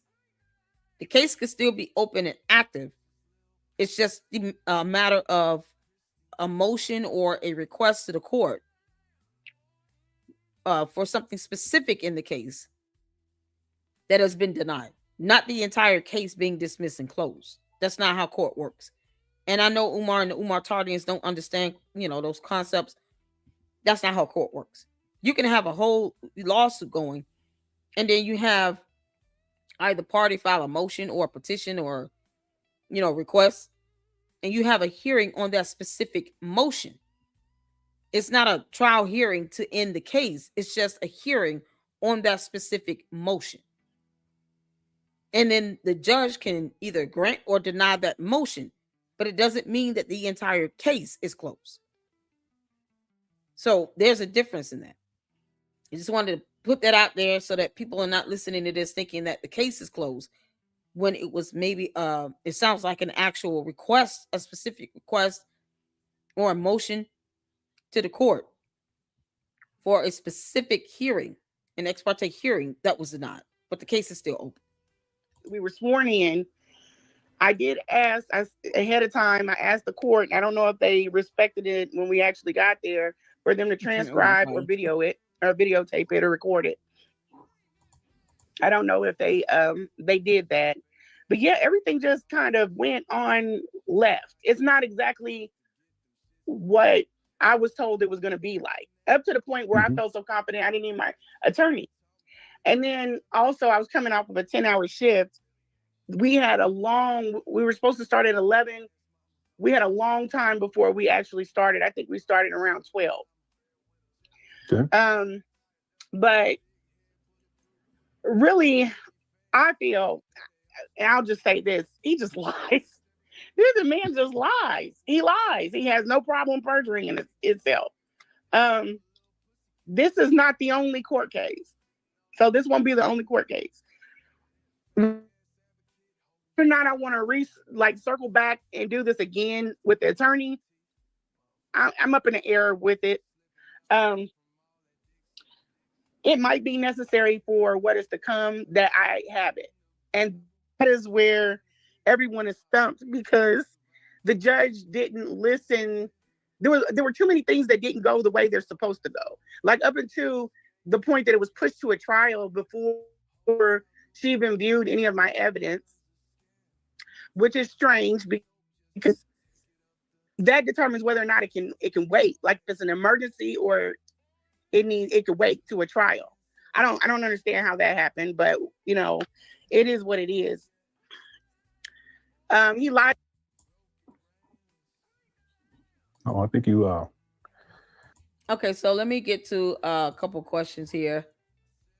Yeah, Umar Tardians. That's why I call us cult members. Francisco says, funny thing is Umar made out that was all and he had won the case when the case hasn't happened. He put his victory on Instagram apparently. Yeah, so I mean the case is still open. If I knew the case number and I look it up, I can see if it's still open. So I haven't been on his Instagram. I can't even get into my own Instagram. I can't remember my password. So if you guys have an Instagram, if there's a snippet, you guys can email me that. Please email it to me. I can't even get in my own Instagram. There's a lot of stuff I'm actually I just now got my emails down and trying to clear out some of this stuff. Now, but if you got a screenshot of his Instagram on that, please send it to me so I can look at that and go over it, because this is something else. So he posted up something about that particular hearing. Perjury too. Yeah, I mean, if he lies on the oath, he be possibly hit with perjury. So Tavares said there's a lady, Umar supporter, who posted the court document saying the judge rules in favor of Umar. Can't she get in trouble for that? It depends. If this is a civil matter, court documents are public documents. So anyone can, do a FOIA and get some court documents and whatnot. But if she's posting it up, misleading the public to believe that the case has been dismissed and he won the whole case, then that could be possibly damaging. And Lenae could, file something to the court to say, hey, information from the court documents are being posted up on social media, but it is being done to mislead the public to believe that this case is closed. And then maybe the judge can put something in place to keep people from doing that. But as far as getting the court documents, it's public information. It's just I haven't seen it. I need to see the court document myself. And it sounds like it's a civil matter. So I'm not quite sure what the court documents say, but if the judge were to order that person to take it down, then that's another route that can be done, especially if you're lying to the public about what the court has ruled on and decided on. And it's something that the average person, like anyone, can just go and read and get the information and see that you're intentionally lying and misleading the public about it. Then yeah, the judge could put something in place to have that taken down or to have that corrected. Because when you're lying, saying that, oh, he won this case and the judge ruled in favor of this and now the case is closed, sort of thing, you're also lying on the court, because you're saying that the court took this action in this matter when it didn't. The court didn't rule on the entire case. The court ruled on a specific request in the case. There's a huge difference in that. And because you have people who don't understand how court works and court rules and processes for certain, whether it be for a civil proceeding or even a criminal proceeding, then they're going to believe that he won the whole case, especially if they don't take the time to actually get court documents and read and understand what the court order means, or they're not familiar with the court docket. They don't know what the complaint is about. They haven't read anything else, and they see that, and they're automatically led to believe that the court case is closed. Yeah, the judge could say, no, you got to take that down, because now you're lying on us, saying that we did something we didn't do. And the courts don't like that. Judges don't like that at all. They're not for play with that. So, but the court documents itself, like having possession of it, is public information. I don't understand why lie. Like, why lie and say something was done in this matter when it can be looked up? If anybody, I wish Lenae was in here and I can get the court case number and I can look at the docket myself to see what's going on with it. The judge didn't grant Lenae a temporary protection order. That's what it sounds like. It sounds like she put in a petition for a protection order, and the judge didn't. She said specifically an ex parte hearing. So if there was a request for a specific type of hearing and the judge said no to that, I don't know. That could be separate from the actual petition for the protection order itself. So I have no idea what's going on, because I don't want to be confused. I want to be able to look at the case myself. Umar is on the short bus. I know, right? She leaked Lenae's info, though. So there was personal identifier information in that court document. I'll have to see it. I really need to see it. Y'all know I don't like people being doxxed like that. That's so crazy. And why was she there? She wasn't a party to the case or a witness. So why was that lady there? Was she in the hearing? Ex parte only means to expedite the hearing. You can request for an expedited hearing. Most times they're not gonna deny that. The ex parte hearing is actually where it's a hearing where you hear one side without the other being present. Specific cases like a protection order is one of those types of cases. And here's the information on this, where the petitioner can request an ex parte hearing, especially if you're saying, I fear for my life and my safety, and I need to be able to come to the court, present my evidence to justify why I'm requesting this protection order. And I'm requesting an ex parte hearing because I believe that this person is a very present danger and a threat to me. So as you all can see, ex parte is basically with done with respect to or in the interest of one side only, or of an interested outside party. So typically both parties, like the defendant, would have the right to, go to court and defend themselves. For protection orders, those can be heard as an ex parte hearing itself. For the initial, most times it's like a temporary protection order, and then you can have the defendant served, and then they're given a court date where now you go to what's seen as a trial, like a trial hearing, to justify whether this temporary protection order now becomes a permanent protection order. So that is when he would have the opportunity to go in and then to state his case. Like I said, I don't even know what phase this proceeding is in, but ex parte is when you're just hearing one side of the one party in the matter and not both at the same time. So the judge denied her request for that.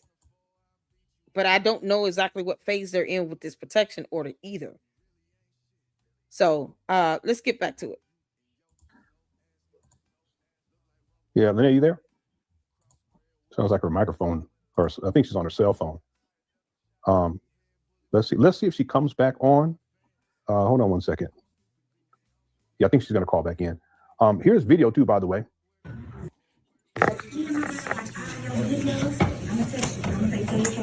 Stay for the show. It's about to get real live. for all his black sisters. Hey, I love it. I love it. All you queens have a good day. You're All right, okay, Lenae's back. Lenae, you there? Yeah. Do you hear me? Yeah, it sounds like you're. Yeah, I can hear you now. Yep. Okay. So yeah, this is outside of the courtroom. So there were some people. I'm lying. There was a person that recognized him, and then once there she is. Yeah. Oh, actually, it was some people. So it was her in the pink pants and another girl that were there that recognized him. So he took pictures. What? Because this is the time you take pictures. But you can make this up. He's very gorgeous. Yeah, gorgeous queen. He's really in character in this. This is where we're sitting now. All these people have, they're there as witnesses or have court dates or whatever. And it was a weird. If this were a federal court, they would not be able to even have their their phones. So this must be some magistrate court or maybe like a county level superior court. But if this were federal, they wouldn't even be able to get past security with their cell phones unless they had, some special order granted to them from the chief judge of the courts. I don't even see why the security allowed them to photograph like that, because you got people sitting here that might not want to be photographed if they're there for a protection order. Why is he taking photos? This is just you can't make this up. Very weird. Just a very weird setup. It is. The judge, I'm just gonna say, I just say what I said. The judge did it. It wasn't handled like it was supposed to be handled. There's this thing when you go in, if there's information that you cannot share with the court, you don't want to share with the court, or it's probably not the best thing to share with the court. It's called a sealed request. And I asked the judge, I said, can I talk to you privately? She said, no, I can't do that. Like, you're in a DV type of case. Yeah, you absolutely could. But it was just so that Umar didn't hear what I had to say. She was very loose with the information, which worried me. And then after that, I was like, yeah, I'm done with this. Like, I brought in evidence and she's letting him go through the evidence. So my business, like my logos on, I don't want this man to have any more information than what he's. Are you listening to what I'm telling you? Don't let him look through the pile of papers. No. So after the court, I left out of there and I called. I'll just say I called someone. Umar put this up on his IG page, but he didn't tell his followers the information that's critical. He left that out. And that tells me a whole lot. Okay, it says in the circuit court of Jackson County. See, this is a circuit court, because federal court, they don't let you pass the security with cell phones. What does that say?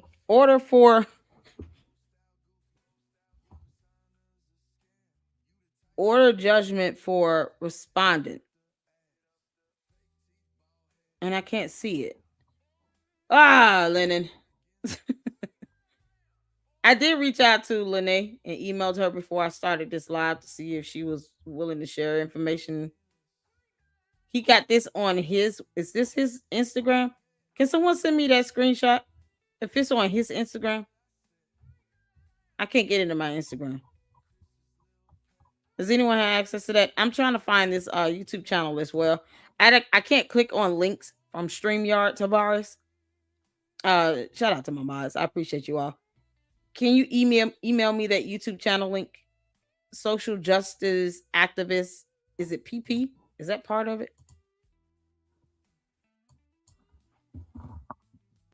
Hold on a second, because I'm trying to see this actual order.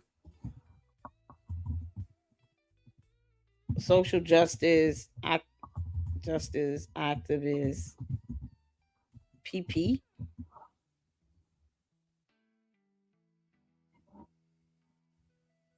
Ugh.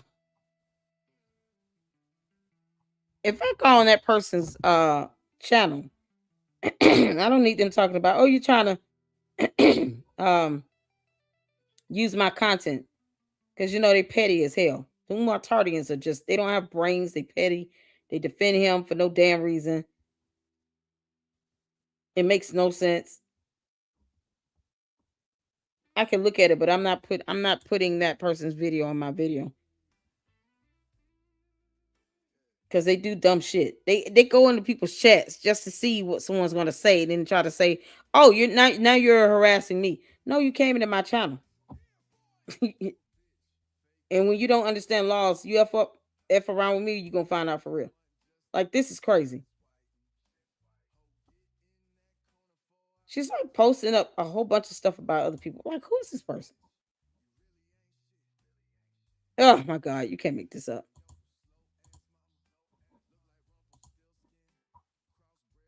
If anyone can email me that photo, that Instagram for the Instagram, if it's still up, please do so. Because I want to look this. Yeah, I got the channel.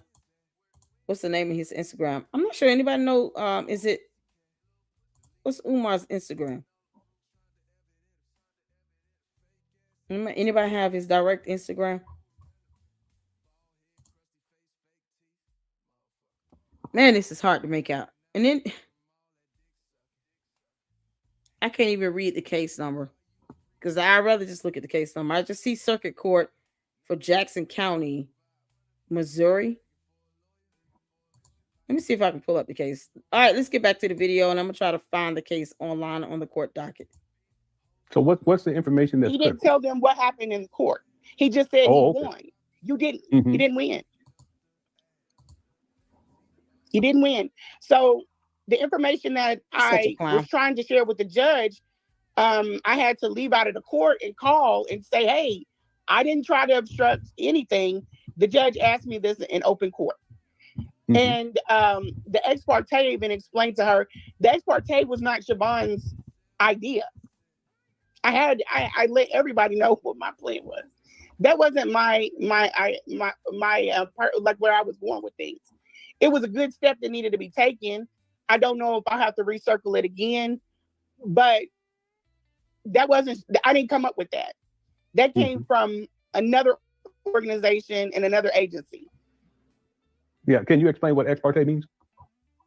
It's just a restraining order. Mm-hmm. So she absolutely can hear things. If you're dealing with an abuser, I'm just using this as an example, and you're going to court and you've got a job and you don't want your abuser knowing where you're working. Okay, so let me be specific. Ex parte means where the judge hears one of the parties, only one side of the case, meaning the petitioner rather.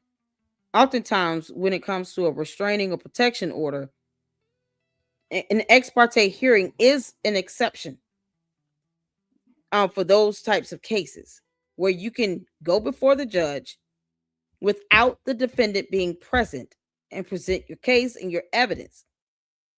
If it's for a restraining order, and I'm going to be flat out honest, the judge could deny it, because unless you're saying this person is going to do me bodily injury or harm, if it's a restraining order, you're just basically asking the court to restrain him from saying or doing something, but it doesn't necessarily involve a threat to someone's life, or that their life is in danger, because a restraining order is different from a protection order. But an ex parte hearing is just the judge hearing the side of the petitioner without the defendant being present. So if this is pertaining to a restraining order and not a protection order, that would make sense. I mean, a protection order, of course, would stop them from, not only, communicating about you and stuff like that, or, harassing you, but it would also protect you physically. And then it will restrain that person from being able to go within so many number of feet away from you, based on the addresses that you list. So it could be at your home address, school, church, where you work, stuff like that. If you have proof that this person is stalking you or following you, then you can add in that layer of protection. and it will restrain them from being able to go within so many feet. But a restraining order is just, I need this person to stop doing something, but not necessarily mean that you believe this person has threatened your life. So there's a higher chance that you can get the ex parte hearing if it's for a protection order than it would be for just a regular standard restraining order. But the actual threat component is missing. Does that make sense? So if I can see the case, it will be so much easier to be able to see these documents. Let's see. That's Umar Johnson's Instagram. So you add Dr. Umar Johnson? At Dr. Umar Johnson. Okay, thank you. I want to see this court document.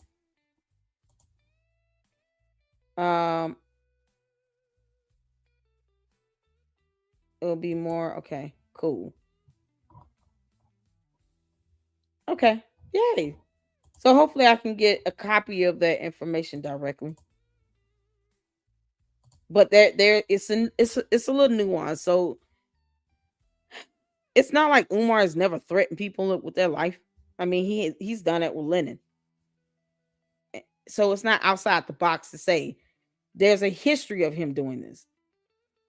But she would have to prove that there is evidence to support a protection order where he's made a threat to her life, or even her kids' lives, or someone that's in her household. But I don't know its specifics, so I'm just trying to get that information. Hopefully I can pull some up with the court. All right, let's get back to it. Absolutely can submit things in sealed because you don't want him to gain information while he is at court. Mm-hmm. So it's very odd that she didn't want to accept anything sealed, and she didn't want to talk privately. Yeah, did Umar speak at all today? He did. He said he just lied about everything, Lennon. I can't even explain. He went through his rendition of how we got here. He said that a lot of lies. He said that I reached out to his nephew. We both know that that's not how me and his nephew got in contact. What? It's like he's making up things in order to fill in some gaps or just to tell a story. Okay, even that alone would have been objected as irrelevant. His nephew is irrelevant to this. His nephew is not a witness. His nephew is not a party to the case. The nephew would be absolutely irrelevant.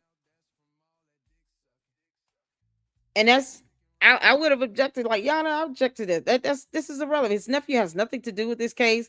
Him bringing up the nephew is just a distraction. It has nothing to do with this matter. His nephew is not a party to the case. He's not a witness or anything. So that is just completely irrelevant to the matter at hand here. It's irrelevant. The nephew has nothing to do with this. Why would he bring that up? Who cares if she talked to the nephew? You can't make this up. It's like he went in there and winged it. You can't make this up. Well, why bring the nephew up? And so what if she did? I mean, he has nothing to do with this. This is so crazy. He's like, she's done 19 interviews. I'm going to do some more. Yeah. So what? I'm going to do some more. You can't stop me from telling my story. Exactly. And he lied about, like I was saying, he lied about the nephew. He said that I reached out to his nephew. He said that I reached out to other people in his family, which is not true. And then I gave her the evidence that I didn't reach out to them. They reached out to me. Mm-hmm. That's known. The judge does not understand like his background. So I gave her the background on him. She didn't understand about doxing. She didn't understand about when he passed my address. She didn't understand any of that stuff. Yeah, did you bring up when he she was posted like, well, a picture? How do you know he did it? I'm about to give you the documents to tell you why I know he did it. It was very devil's advocate, I guess, or she was trying to investigate how I knew these things, but I was just telling her the story. It was a mess. I don't know if it's because of his position Like she's thinking I don't know. The judge and asked what? I gave her the evidence that I didn't reach out to them. They reached out to me. Mm-hmm.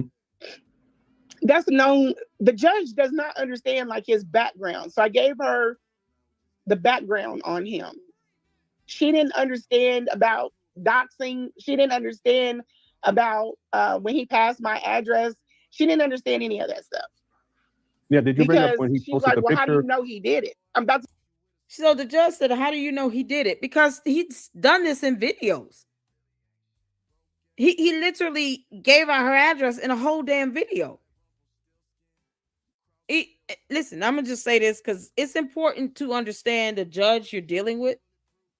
Once you get a court date and you see the judge assigned to the case, look that judge up so you can get a feel for that judge. You can understand, how they operate. A lot of judges, a lot of times, you never know who they are and who they know. Maybe she does know Umar. But if it's one of those types of judges where background might not be relevant in the matter, he's going to come in and say whatever, right? Your goal is to not dispute him with whatever he's saying. The goal is, here's my complaint, here's my evidence, right? So I wouldn't waste time trying to combat whatever shit coming out of his mouth, because we all know it's going to be fluff. Y'all know all of that is irrelevant to the matter. He has doxed me. Here's a video link. I can show the court right now evidence, and here's screenshots where he put out my address. He has attacked me, my children. He has sent people after me. It's also in the video, which is timestamped, and I can show you right now if you want to see the evidence.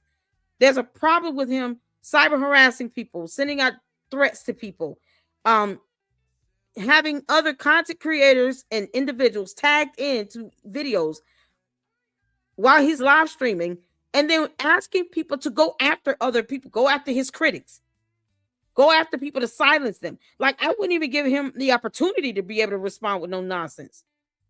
And anything he says that's not relevant, I would object to it as irrelevant and remind the court he's just throwing spaghetti at the wall. That's not even a viable excuse. It has nothing to do with the fact that he doxed me. He's put my life in danger. He's put me in a vicarious situation where now I don't feel safe.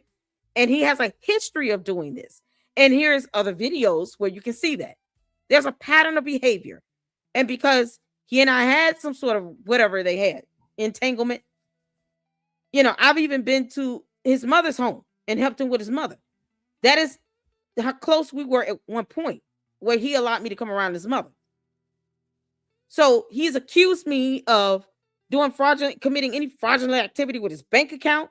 Here's the video clip and the timestamp. Like, that's how that should have went. I just would have made sure I got out the core information. Don't give people like Umar, who is a habitual pathological liar, any chance to come with any defense, because it's not going to be relevant. He's just going to say a bunch of things that he has either no evidence to prove or is completely irrelevant to the complaint itself. Because the judge is sitting here saying, how do you know he did it? And anyone that's kept up with this even a little bit knows that he has done this in a video where he doxed her address. Like, I wouldn't even give him the opportunity. It seemed like the judge is like, if you ever feel like, I don't know if this was a JO or one of the presiding judges, sometimes you get what's called a judicial officer. And they're like kind of what you would see a physician's assistant as. A physician assistant still goes to medical school, but they have to operate under the supervision of an actual licensed medical physician. It's the same thing with a judicial assistant or a judicial officer. They operate under a presiding judge. And they just kind of there to help push the cases along and make sure the cases are getting handled within a reasonable time frame. But there's a court rule where you can say, I don't want a judicial officer over my case. I want to file this motion on this court rule.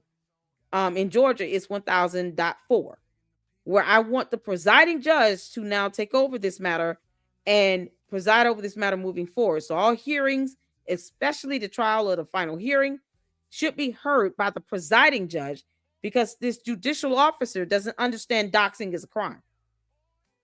Did not give me the opportunity to present my evidence, denied an ex parte hearing, but did not, give me the opportunity to present the case. And then she's asking, what evidence do you have on this? A video. He told on himself. What are we talking about? Who is this judge? To give you the documents to tell you why I know he did it. It was very devil's advocate, I guess, or she was trying to investigate how I knew these things, but I was just telling her the story. Yeah, it was a mess. It was a mess. I don't know if it's because of his position. Like, she's thinking he's a doctor, so he's, he's under, like, he has, like, I'm just so lost for words. It's almost like she thought that he's a regular acting doctor.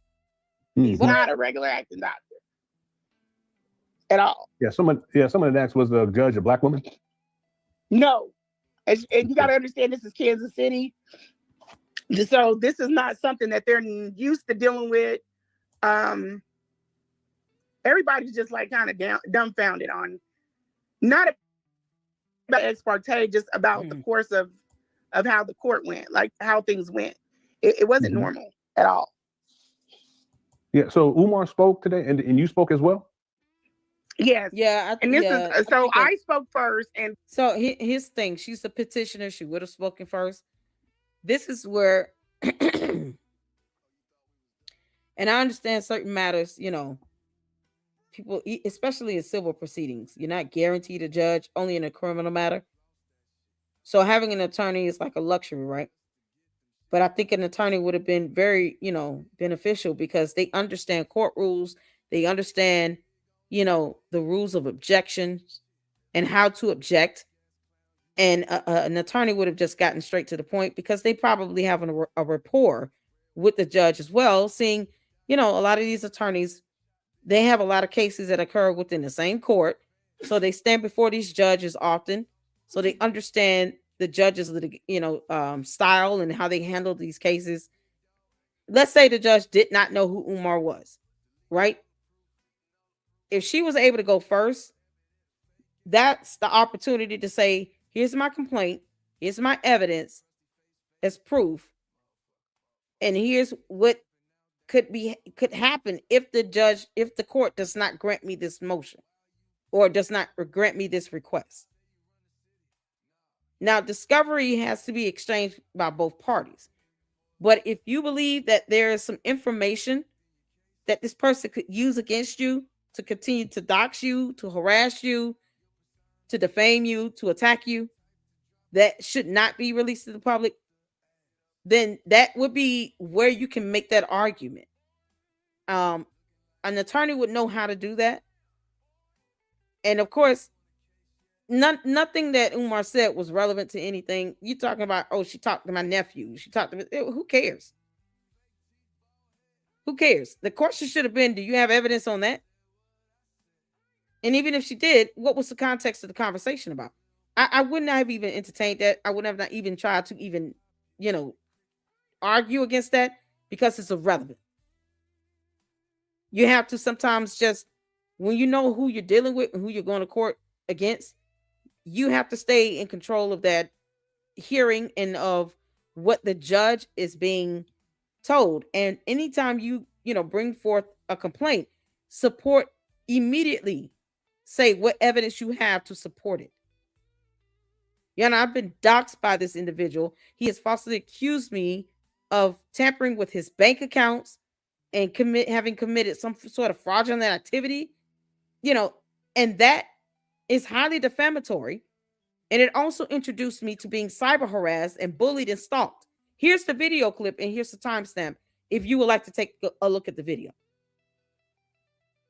That way you can kind of control the evidence, the information that the judge and the other party is able to see by being very specific with it.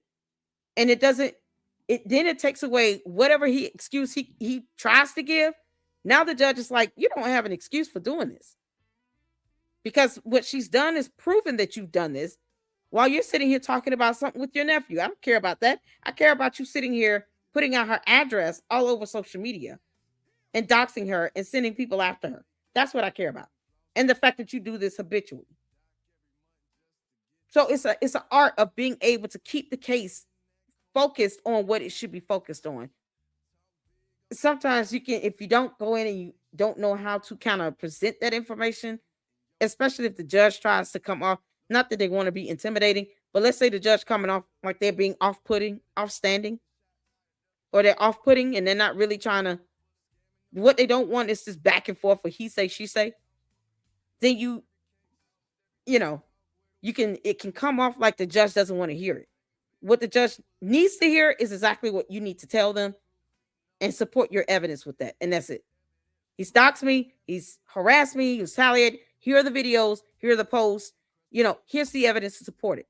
So every complaint, each point she brings up, immediate evidence right behind it. And don't have the judge asking you, what evidence do you have? I have the evidence. It's in a video. Here's the link. This is raw footage. And I have a timestamp if the court is able to look at this right now. I have screenshots. I have a transcript from the video. And I highlighted it so you can see what was said in the video. I would have attached that as an exhibit. Control what you introduce as exhibits to your case. So if you don't want like personal information, I wouldn't have provided. I would have redacted it myself and just go about it doing it that way. Once again, I don't even know what all was disclosed or anything. Oh man, why am I just not finding out about this? Then he asked me questions, or she allowed him to ask me questions, and then I didn't get to do that for him. I couldn't I couldn't pick apart his. It was really odd. But it's I guess the one thing that I'm trying to really hold on to, so I'm not giving out too much information. But the biggest thing that I need everybody to understand is it was not a win. It's not about ego thing or anything like Gru's ego because I didn't get my ex parte. That's not what I'm trying to say. What I'm saying is that the information, the real thing that came out in court, he hid that. And that is the fact that this is nothing compared to thank you, the court cases that are coming. Okay. I know I'm going after him for my stuff, but he has other things coming up, and he didn't tell his people about it. Yeah, and cult leaders never. Yeah, Shay had given a definition. An ex parte order is a temporary. I'm sorry, an ex parte order is a temporary court issue. Issued by a judge without a formal hearing because one side requested it in the absence of the other. So did you request this in the absence? Umar didn't show up for that when you initially. He showed up for all of it. Oh, okay. Mm-hmm. All right. For every single one, which is odd in itself. He came every court date. So even when I went in to fill out but he wouldn't go to court when he tried to sue Lenae Honor. No, go ahead. No, when Umar tried to sue Lenae Honor, that's Lenae Honor's here. In a federal court, he filed a federal lawsuit against Lenae Honor. The case was dismissed for failure to prosecute, and because Umar didn't want to pay the court fees or even request a waiver, also known as an informal purpose petition, to get the actual court fee waived. So it was dismissed because of that. And even if he had applied for the waiver and got the waiver for the court fees, he still failed to state a claim. So when he's presented with an opportunity to actually try to litigate anything, he doesn't follow through on it. The same thing with Marianne Lorient. He filed a lawsuit against her, a slap suit. And then he turned around and had his slimy greaseball attorneys reach out to Marianne Lorient, who's the defendant in that lawsuit, to try to settle with her. This is how he is. So I'm shocked that he showed up. I really am. Okay, so I got the document here. Shout out to S-Files. Thank you so much. Let me pull this up right quick because I need to read this. Because this is a little baffling to me. So if you guys can see this is the actual order. And like I said, court documents are available to the public. It's a matter of how they're using it. Maybe she could request that the court for information about the court documents to be posted up with accuracy, because there's this whole they're using it to mislead the public to believe that this entire case is come to a close, and it hasn't.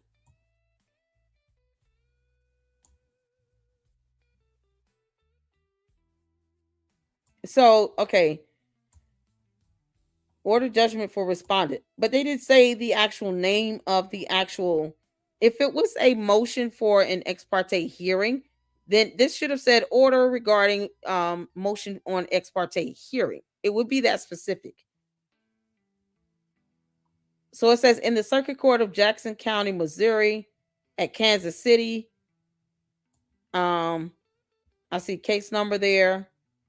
Lenae versus Umar. Order judgment for respondent comes now. The court on petitioner's petition for order of protection. The parties appear pro se. So this was for an order of protection. The court, having considered all admissible and credible evidence, finds petitioner has failed to meet the requisite burden of proof for her claims, and that judgment is hereby entered in favor of respondent. Therefore, it is ordered, adjudged, and decreed that judgment is granted in favor of respondent. But that's for this specific petition. If I were her, I'd refile. I mean, and get an attorney, because I'm thinking, and I heard her say ex parte hearing. So I'm thinking this is for a specific request to the court in this case, because she said ex parte hearing. You can file a request for a hearing, and the actual hearing is based on that specific request or that specific motion. So let's say Candace is being sued by the French president. She filed a motion to dismiss and motion to strike the First Amendment complaint. A hearing can be done on that specific motion, but it doesn't mean that, let's say the motion is denied. It doesn't mean that the Macrons won the entire case. It just means that the defendant that filed that motion to dismiss had that motion denied, but the actual proceeding will move forward in the case. Like the case will move forward in the court, and it will go to the next phase. Having a hearing on a specific motion is not the same as the trial hearing. So I don't know. I'm not sure what this was. Was this a full trial? And it don't say that the case was dismissed. It just says order in favor of respondent. I don't even get exactly what this hearing, included, because it's not there. It's not specific in this. Okay, let's get back to the video. Maybe she'll provide more context, because I'm a little bit lost.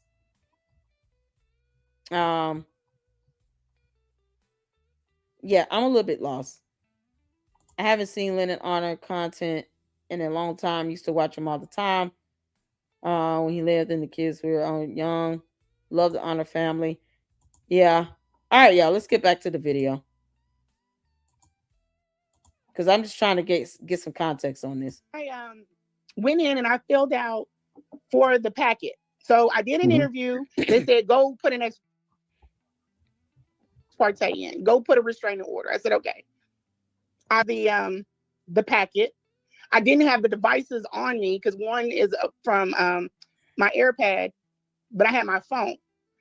And I told the lady. So she said, okay, we'll set a court date. You could bring that back, show it to the judge. At the court date, I show up. Lo and behold, he's here in Kansas City. He didn't post, he didn't tell us following anything. He just shows up and he's here. We go into court, he contests. I want to contest it. And then turns around and says that I'm doing the same thing to him. I'm harassing him. I do not call Umar. I don't even have people reach out to Umar by proxy. I don't go on his page. I don't need to. Anything that he does, people send me in the DM. So he contested. She doesn't say, well, let me see what your proof is. She just says, okay, we're going to trial. So she knows this is where we're hung up at. She doesn't know what he's done. She just automatically is like, okay, we're going to trial. He could have, I mean, and I'm being fictitious, but he could have like did something crazy. You know what I mean? How do you put the trial out for that many days and you don't know what's going on? Yeah, did she know about? But I don't understand. She didn't know anything. She didn't know anything about the case. She didn't know who he was. She didn't know anything. Yeah, and this is the text message. If you haven't seen this, that Umar sent to her son. It says, "Good evening, sir. Your mother attacked me on YouTube by going on my #1 haters platform and discussing my mother's personal business. My mother is innocent, and your mother had no right to target my disabled mother by conspiring with my haters. I've never had anyone violate my mother in my life. I'm sorry you're in the middle of this, sir." Umar puts him in the middle of this. My family. Wait, what? Hold on.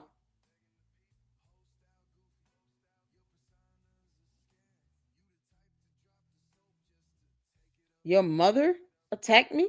What?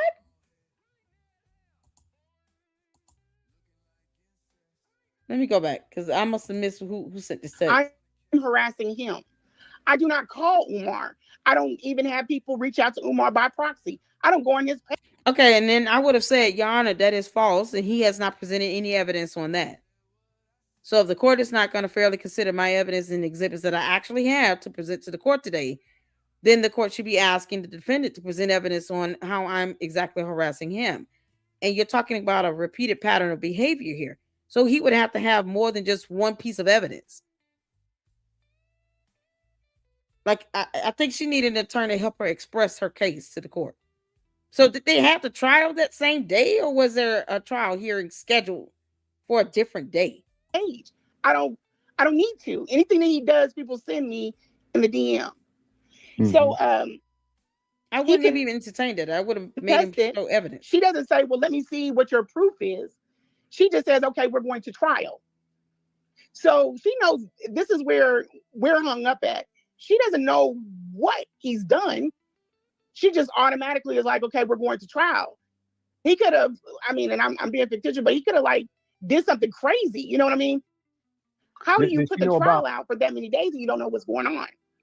Yeah, did she know about? But wait, was the trial heard that same day, or is it a separate date? I think she and she keeps saying ex parte. This is for a protection order. This was not on a hearing on the request for an ex parte hearing. So I don't want people to get lost at what she's referred to, because ex parte hearing is not the same as a restraining order itself. It's just a type of hearing that could be conducted for this type of case, for a protection order. So I just keep that in your minds, because I don't want anyone to get confused with the terminology. She didn't know who he was. She didn't know anything. Yeah, and this is the text message. If you haven't seen this, that Umar sent to her son. It says, "Good evening, sir. Your mother attacked me on YouTube." Why is he sending this text message to her child? How old is his son? Why is Umar texting the child? Isn't her child a minor? He sent the message to her son. And yeah, is he out of his effing mind?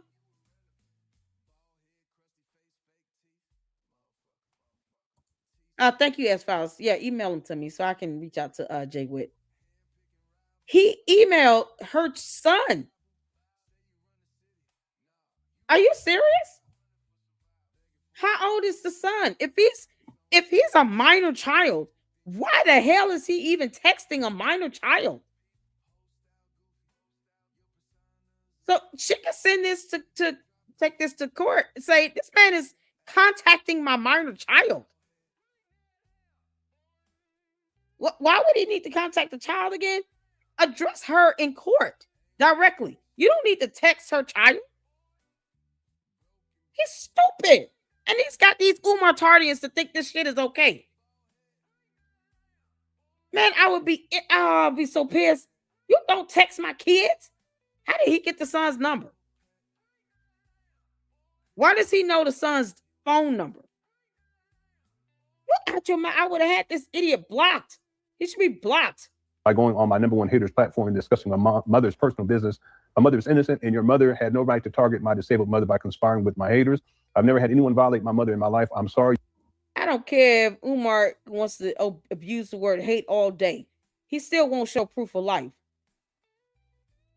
And you got siblings and other family members that want to see her. So he can kiss my ass with that. He's like a fucking man baby child. My haters, when. If you got an issue with anything, it's called free speech, you moron. And then secondly, people are concerned about what's going on with your mother because no one has seen her.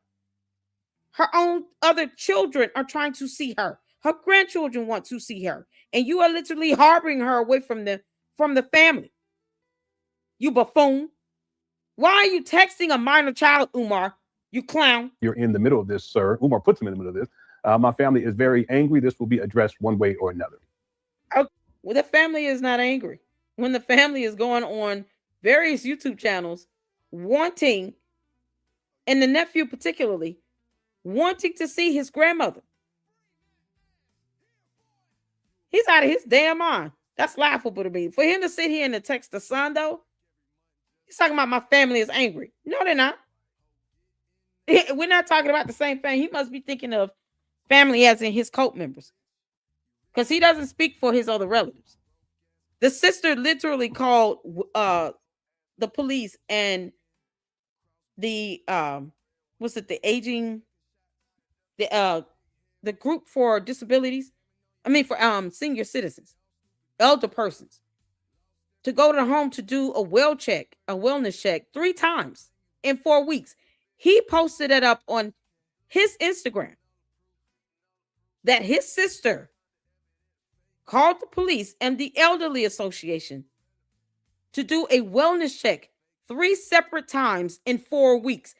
That is not an indication that the family is angry. They're not angry at Lenae. They're angry at Umar for withholding her, the mother, from them. And they're having to send out the police to do wellness checks. I would not have entertained his buffoonery, and I would have made the judge equally challenge his statements and allegations. We're not here for that. It's irrelevant. It has nothing to do with the nephew. He can sit here and call people haters all day. Has nothing to do with the fact that he's doxing me. He is sending people after me to threaten me in my life. And I have the video footage with timestamps to prove it. Here's a screenshot. Y'all know I do screenshots for a reason. When I put on the closed captions, that's done for a reason. So you can see what the person is saying, and then you can screenshot it. And as opposed to you just presenting the video alone as an exhibit, now you have a screenshot of what is being said in real time. Because this is providing exhibits and evidence. Y'all, here's exhibit A there. I'm wondering, did she even provide exhibits to attach to the petition? I'm so confused at that, man. Oh, I'm trying to pull up the case. Okay, I'm better at this, Lennon, when we do it this way. Free talking is probably not my strength. You're good. Okay. You're good. So, but the judge didn't know anything about this? I'm sorry? The judge didn't know anything about this? No, she hadn't seen anything. She just said, okay, we're going to set up for trial December the 3rd. And I'm like, okay, what the hell? That's a long time. And I didn't want this to drag out. I wanted to get this step off of my list because I got other things I need to be doing. Mm-hmm. So let's just take this is like that idea what's going on. Mm-hmm. What family are you talking about? This is why we already knew that it had to be this ex parte. I wasn't going to be able to get everything out. She wasn't going to be able to see everything. We already knew we would have to go in for a civil suit.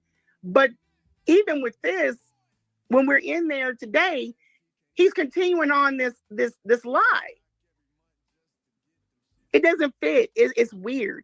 And then the lie, the lie is that you're harassing him. Yeah, I don't call. I just like, do you? She asked me something to the effect like, do you know these women? I'm like, no. And she's like, well, who are the women? I said, there's one sitting right there, Punky Brewster. Yep. Which one was that? The what is her name? Malika. Malika. The one Diddy's chick. The one on Diddy's. I don't know who you talking about.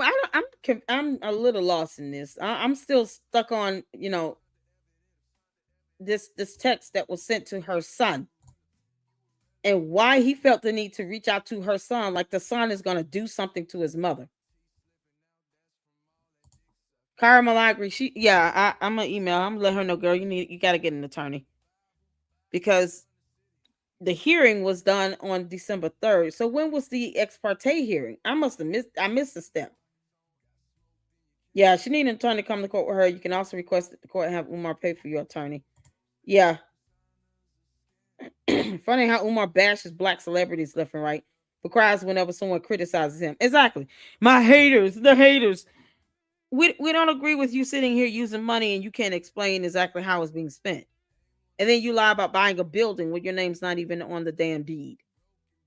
No one needs to lie about that. It's not on the deed. Like, this is insane. She did show it. She showed it to the judge. I don't think.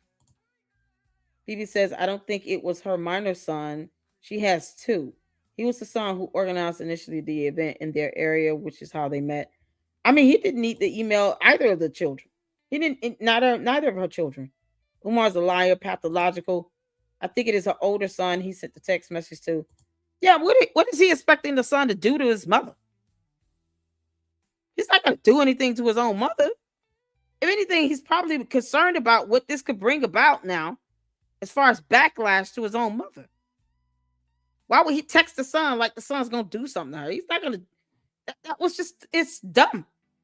Sending the son a text still did nothing. What's the matter with him? This will be addressed one way or another. Sounds like a threat.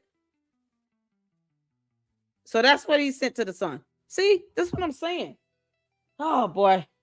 Yeah, she needed an attorney for this one. She can still file another protection order. Because that way you can put it together. You can show proof of the threats to your life, your safety, in being in jeopardy, and you can establish a pattern of behavior that he has with doing this to others. This man has sick goony goons after people in live streams, in videos. It's insane. And he's talking about everything but the actual allegation. So was the actual trial heard the same day she filed the petition for the ex parte hearing? It's so crazy. He's always making veil threats. Exactly. Even Marianne Lawrence said the same thing. He threatened her. And if he doesn't do it, he instructs others to do it. So he's still guilty by this conspiracy. He's the one directing the order. And if you have evidence to prove it, you produce that. Like, that's it. Because otherwise, this judge is like, it sounds kind of, it's a bit frustrating to know that this should have been very straightforward. Even if he went in there and lied, I would not give credence to it. I would object to it. It is irrelevant. I have never harassed him. He should be producing evidence on that. Until then, here's my evidence to show that he has harassed me. He has sent people after me. He's doxed me. He's put out my address, my phone number, like those things. He sent a text message to my son saying this is going to be addressed one way or the other. Here's where you can, here it is. Here's the floodgates. I don't know who these other women are, and I don't care if they're irrelevant. They're not a party to the case. They're not witnesses. I don't care about these other women. I don't know who he's referring to, but I'm concerned more about him sending this text to my son, Your Honor. That's where we are here. And then you show the judge the text. Like, what the hell? Okay, let me just play this out some more. And I'm like, what the hell? That's a long time. And I didn't want this to drag out. I wanted to get this step off of my list because I got other things I need to be doing. So let's just take. Exactly, BB. He doesn't even have a good relationship with his own mother. Like that idea what's going on. Umar don't even care about what's going on with his own mother. And yet he's sending a text message to Lenae's son. Like that's somehow supposed to cause them to just have a breakup of some sort. You can't make this up. Why is Umar not blocked in the son's phone? His number should be blocked. He shouldn't even be able to send a text. I don't understand this. Mm-hmm. What family are you talking about? Exactly. This is why we already knew that it had to be this ex parte. I wasn't going to be able to get everything out. She wasn't going to be able to see everything. We already knew we would have to go in for a civil suit. But even with this, when we're in there today, he's continuing on this lie. It doesn't fit. It's weird. And then the lie, the lie is that you're harassing him. So here's the thing. Okay, my mother is innocent, and your mother had no right to target my disabled mother by conspiring with my haters. First of all, he has to prove that there's some level of conspiracy. And what does that conspiracy even determine? See, he knows nothing about the law. Conspiracy to do what? For the mother to be able to see her other children and grandchildren? That's not a conspiracy. So he doesn't even say what the conspiracy is all about. And then you're just calling people haters. That could be anybody, Your Honor. And what does that mean? Haters based on what? Objection to that. It's irrelevant. He's not telling the truth, and he's not producing any evidence on this so-called conspiracy. So the court should be mandating him to present evidence on some level of a conspiracy for something that has nothing to do with him. If the family wants to see his mother or their mother, he has siblings. Family wants to see their mother, they have the right to do that. That's irrelevant to the matter at hand. Irrelevant. It is irrelevant. It's fucking irrelevant. And if you read the text here, I've never had anyone violate my mother in my life. He can't, but he can't prove that. Well, we have a video where someone came out and did a wellness check, and he told the lady that his mother wasn't at home. But he's supposed to be the primary caretaker here. You have a relative that went on a YouTube channel, did a video about him wanting to see his grandmother, about how his sister was kicked out of the mother's home by Umar himself over a hamburger. Like, there's evidence on that. So what family is he talking about that's angry with him or angry with her because of him? Anybody angry at Lenae? I'm sorry you're in the middle of this. No, you're putting him in this. You sent a text message to her son and you were putting him in this. And what the hell he's supposed to do to his own mother again? What was Umar thinking that what was going to be accomplished from this text? Because I doubt Lenae's son is going to sit here and cut her off because she's trying to protect herself from Umar. He literally lied about her tampering with his bank account with no evidence. I've never had anyone violate. I'm sorry, you're in the middle of this, sir. My family is very angry. Name the relatives. Because so far, there's a sister and a nephew that are angry with Umar for not allowing them to spend time and see their own mother and grandmother. So who are these other relatives? No, Yana, he's going to have to prove that. He's going to have to tell some names. What relatives are angry with me? Because he has family that has not seen his mother, that wants to see his mother. He has siblings that want to see their own mother. He has nephews and nieces that want to see their grandmother. So he needs to produce evidence on that. I don't care. My family is very angry. This will be addressed one way or another. That's a threat. I'm going to take it as that. Because it's not his first time saying that. And because he has a history of sicking his dumbass Ogoonie goons on people, this is perceived to be a threat to me. Based on the history, his pattern of behavior, and the fact that he has doxed me in the past, harassed me in the past on social media, and I have exhibits. This is a threat to me. That's it. You can't make this up. One way or the other. Lenae, refile it and then get an attorney, organize your exhibits, and let your attorney go in and present your case. Because this right here is beyond. None of this was necessary. He did not need to send this text to the son. This is absurd. Yeah, I don't call. I just like, do you? She asked me something to the effect like, do you know these women? I'm like, no. And she's like, well, who are the women? I said, there's one sitting right there, Punky Brewster. Yep. Which one was that? The what is her name? Malika. The one Diddy's chick. The one on Diddy's. Okay, what is that? She wasn't gonna be able to see everything. We already knew we would have to go in for a civil suit. But even with this, when we're in there today, he's continuing on this lie.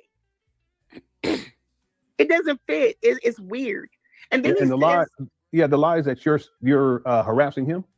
Yeah, and then she faced out. I don't call. I just like, do you? She asked me something to the effect like, do you know these women? I'm like, no. And when did the other women come up? Because that's irrelevant. It's irrelevant. These women are not named as co-defendants. They're not. He didn't name any specific person as a witness. Why is the judge asking about these women? Why are they important? They're not important. They're not relevant. Her son is not named as a co-petitioner in this. So why is he texting the son?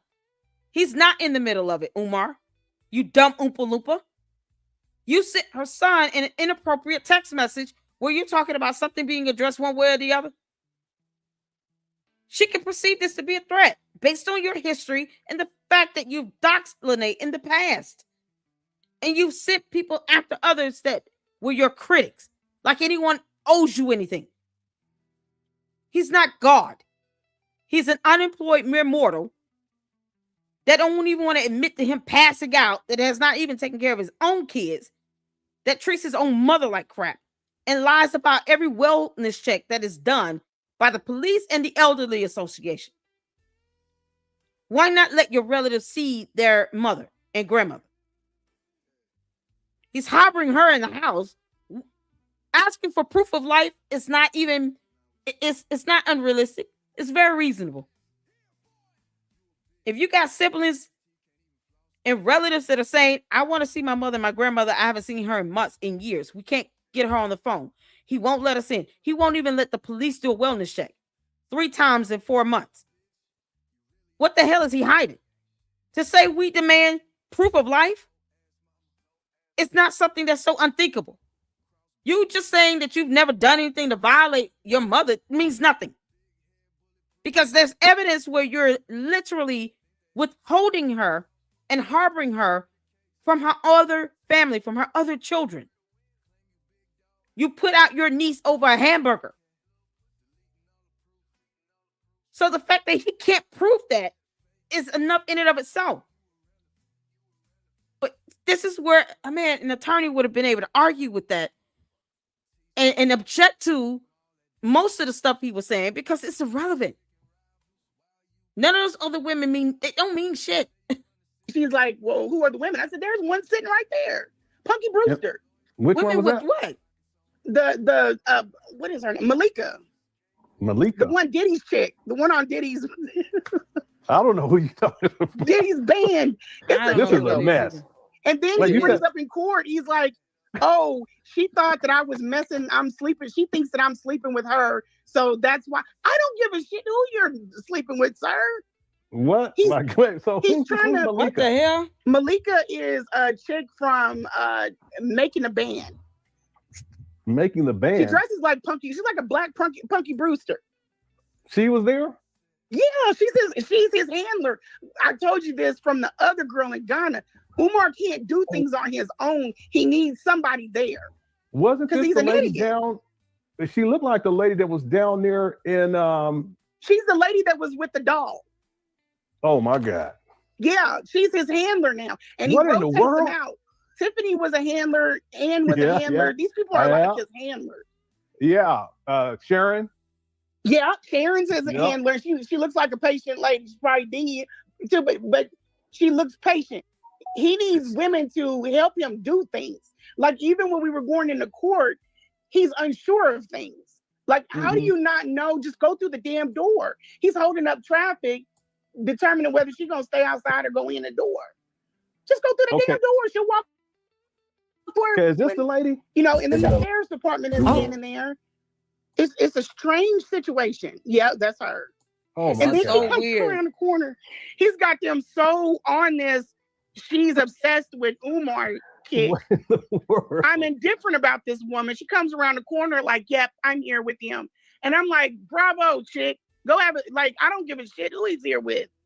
I got another announcement I'm gonna make, but they have their mindset is that I want Umar. I'm bitter because he left. Umar never left me. I cut him off.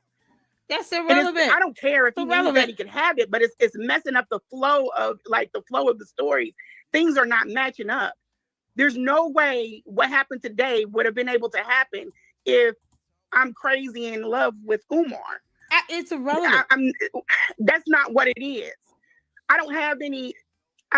Okay, now do you all see why I said that the art of objection is important? Because here's just a tidbit as a heads up. When you go to court and you know that the other person is a pathological liar like Umar Johnson, and he will not have any evidence to, defend himself at all, you can anticipate the things that he's going to say. Therefore, you can still maintain how the hearing is being, the direction of it and how it flows. Because if you allow someone that's an inveterate liar to throw out all these defenses and all these stupid ass accusations, guess what ends up happening? You're distracted from the actual point at hand. Now the judge is focused on the nonsense that he's saying because you're entertaining it and you're trying to defend yourself against it, as opposed to why you're there in the first place. If that much conversation occurred, that's time that could have been spent with you giving your exhibits to the judge, showing videos and screenshots and text messages, and putting your case together and making your argument. He's just saying all this dumb shit. I would have been objection. This has nothing to do with any of that. He text messaged my son. He's trying to bring my own son into this. My son is not a party to this case. He's not a witness. None of these women are a witness to the case. I don't know who they are. I don't care, because I'm concerned about him doxing me and putting out my address and my information and then sending people after me. I'm concerned about the harassment. Harassment including the doxing behavior, the bullying, the false accusations against criminal activity. He's accused me of trying to do something fraudulent with his bank account. Here's the clip. Here's the video. Here's the screenshot of him saying that. This is causing me to receive more backlash. The more defamatory statements he makes against me, the more I'm harassed. He has this cult-like following. These people have no evidence on any of this stuff. They believe exactly what he says. And when he directs someone to do something, they do it. That is a problem. Just like how easy it is to have this become the main conversation, that's how easy it is for that to end up happening in court. And the trick is to get the judge to stay focused on the case, because the judge is trying to hear both sides here. But if you start entertaining what the defendant is saying and their nonsense, as opposed to saying, Your Honor, he's just throwing spaghetti at the wall, none of that is true. He has not presented a shred of evidence on it.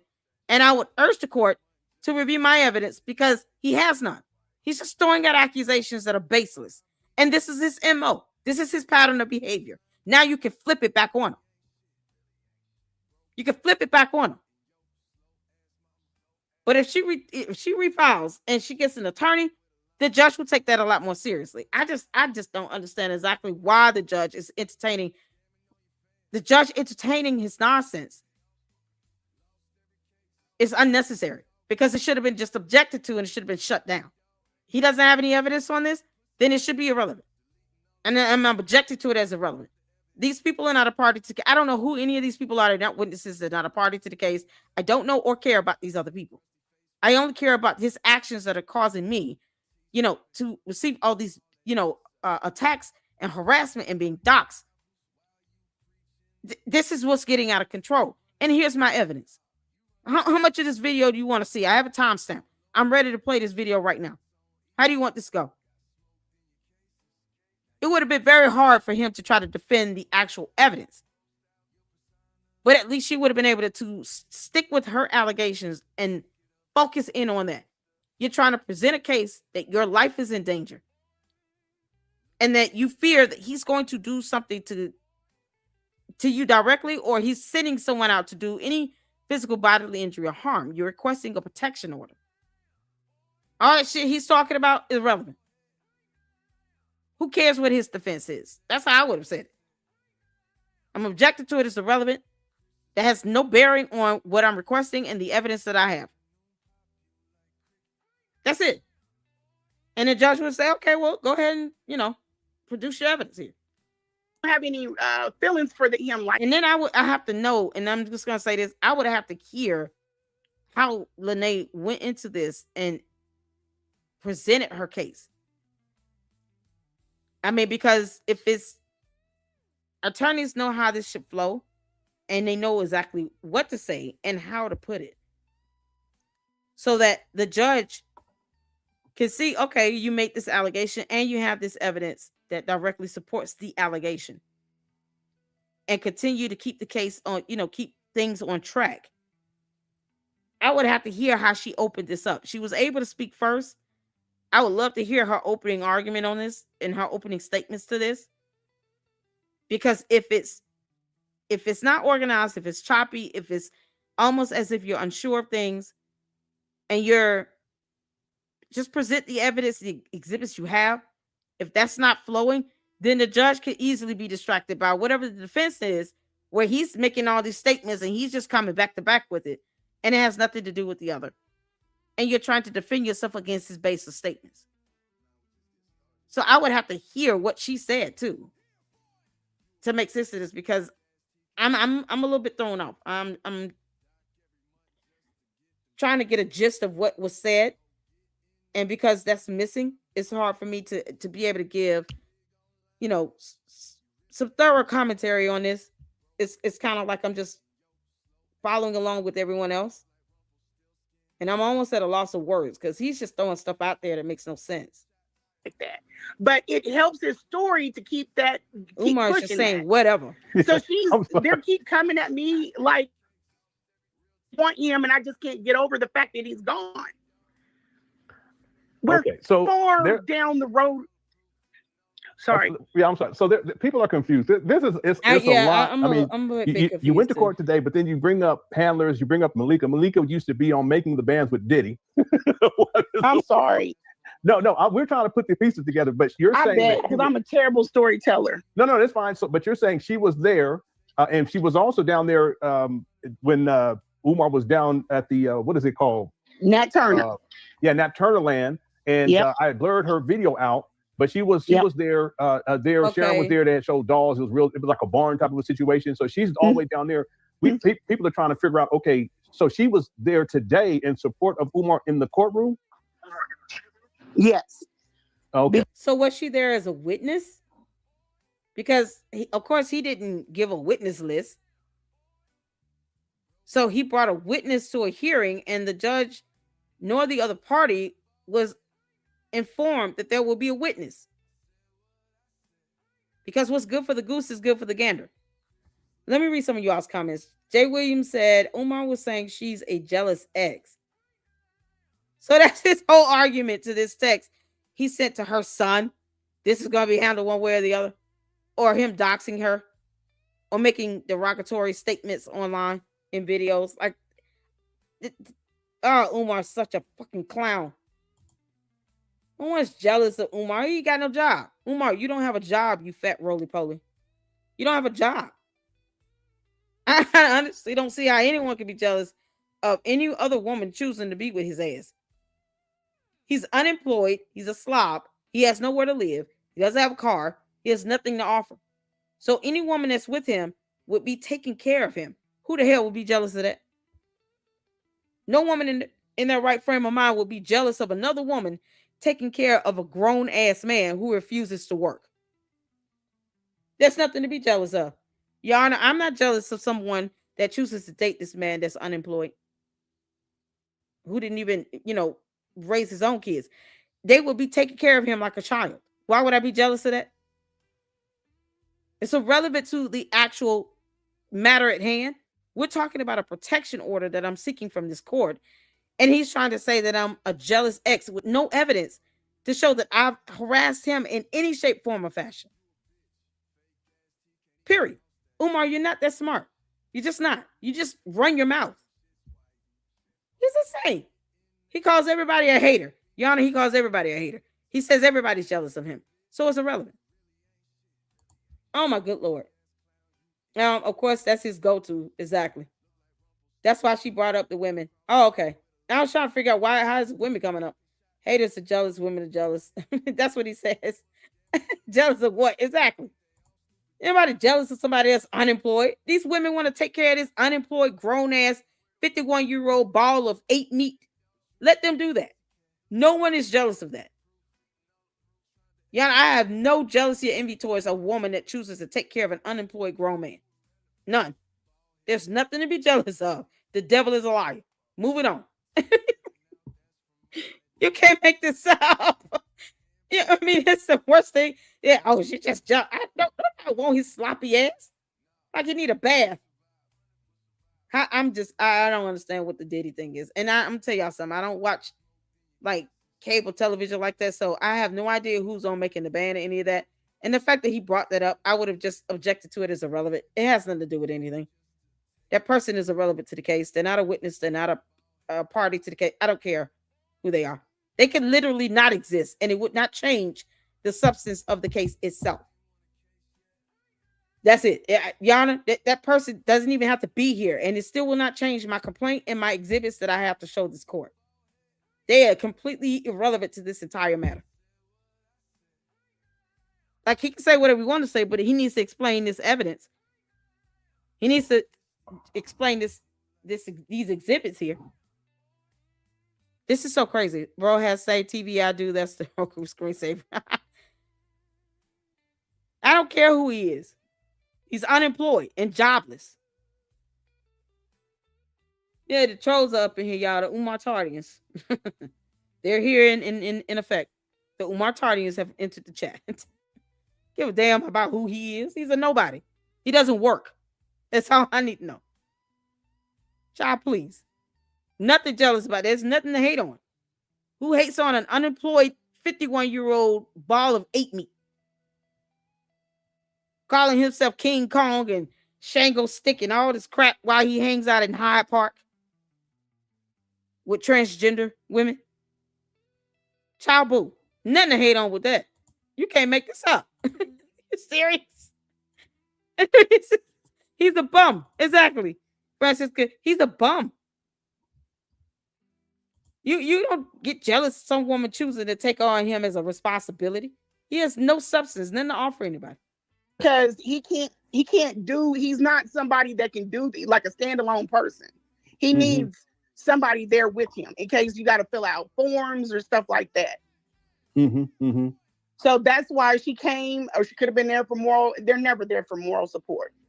But okay, he needed somebody there.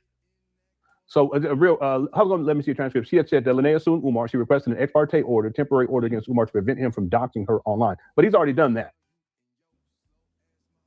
Yeah. Right? Yeah, he's already doxed.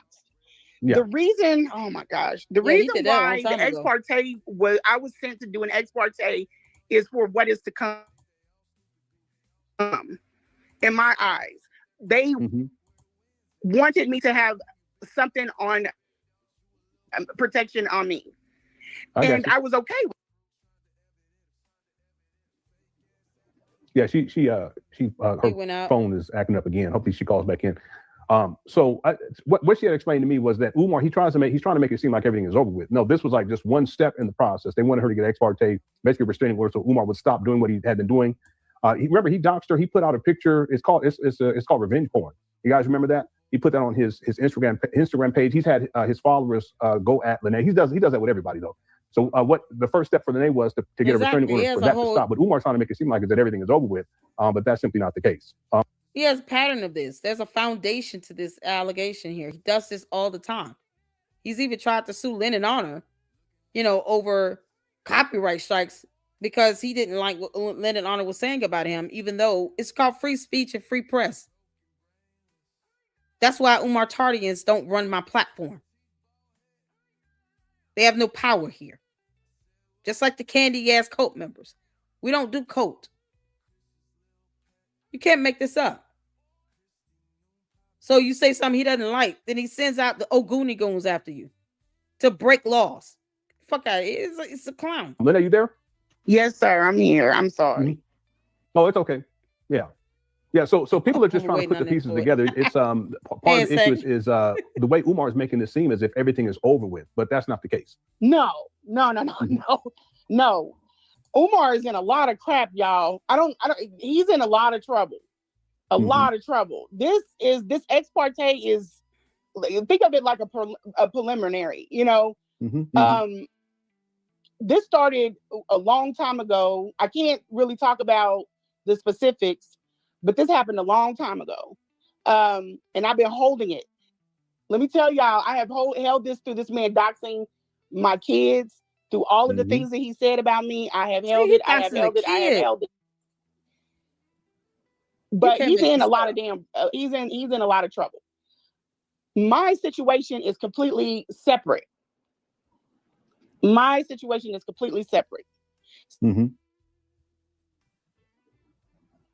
So I went did interviews. Those interviews, you're gonna have to read between the lines. I promise you, I'm not trying to be difficult, but you're gonna have to read between the lines. From those interviews, I had to go and get an ex parte. Now, I did file charges in Kansas City. I filed those charges. That's that's on them to do whatever they're going to do about that. But I'm basically going through step by step, taking care of my situation with him.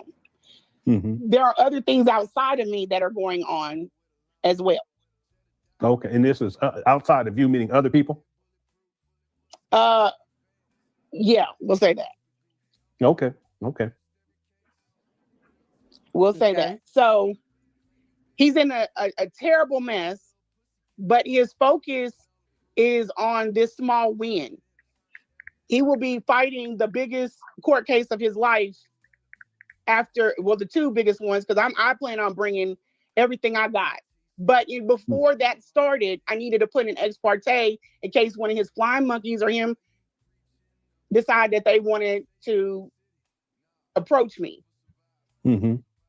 Does that make sense now? Yeah. So now it's clear. So basically, this was the first step, and it was really to make sure for your safety to put in. It's almost like a protection order, so that Umar can't go at you. He can't send his followers at you, like he's done anyway. He's done that in the past. He's done it with everybody that's criticized him or come out to speak out against him. But that wasn't it. It wasn't as if your goal was simply that. But Umar's trying to make it seem like that was your goal, and because it wasn't granted today, that now it's a victory, and that's why he posts on Instagram. Yeah, no, that's not a victory. And I can guard my own castle, but they wanted me to do things the proper way, and I felt like that was the right thing to. Okay, yeah. So that's and I did. Okay. That's what I did. I did everything else that I was supposed to do. I had reports that I was supposed to do that would involve my case. So that's just Siobhan. Yeah, and going forward. I'm sorry. Go ahead. Hey, Ortiz. I do. I have proper legal representation, but the ex parte was not as important as that. Umar, okay. Gotcha. And then you were saying move. Okay, so what it sounds like to me is this. She filed charges with with a criminal court. And if she's filing charges to be heard, those charges are going to be brought forth by a prosecutor. All right. So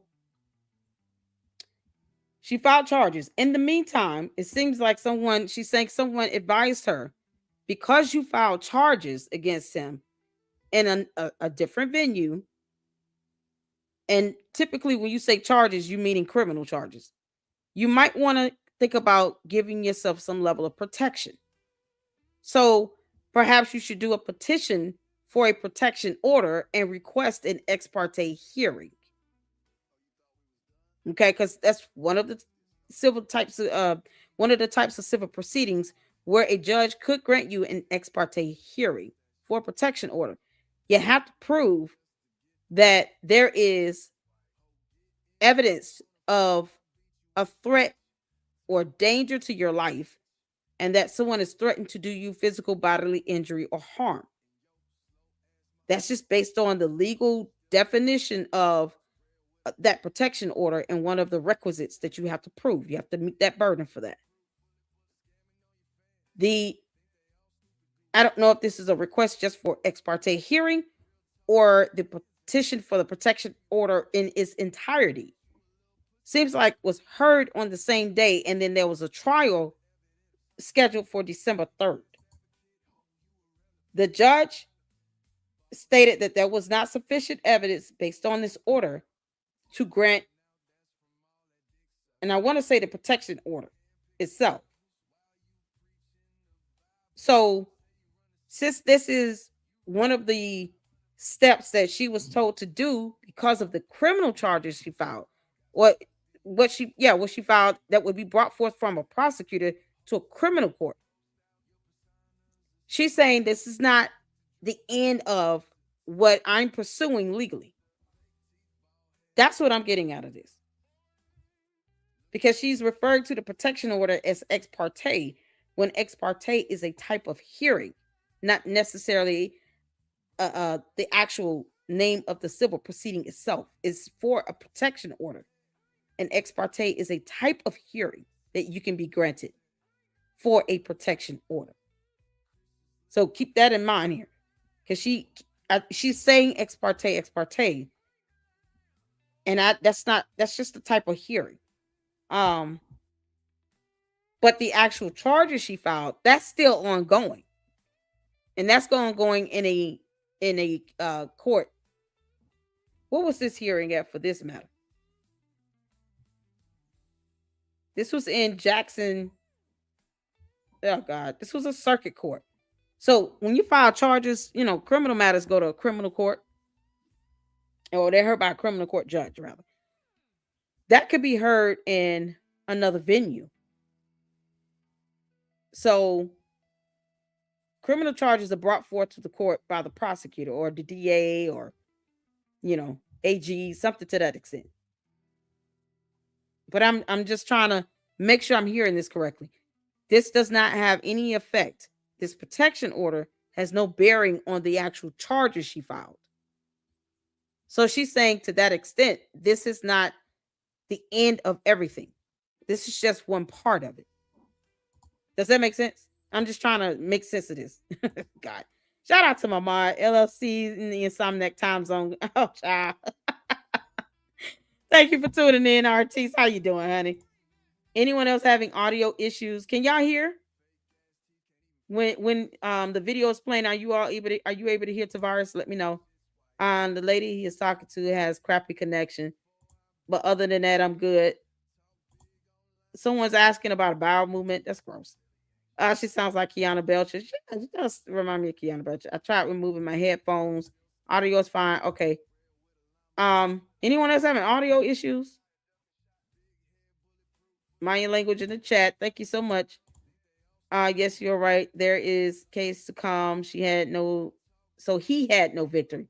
Yeah, I'm just trying to make sure. So she has filed charges against him that are still to come, or they're probably already been brought forth to a separate court, to a criminal court judge by a prosecutor, and they were saying, you might want to get a protection order if he has a history of doxing and making threats against people. He sent the text to her son saying this is going to be handled one way or the other. Why are you even texting him?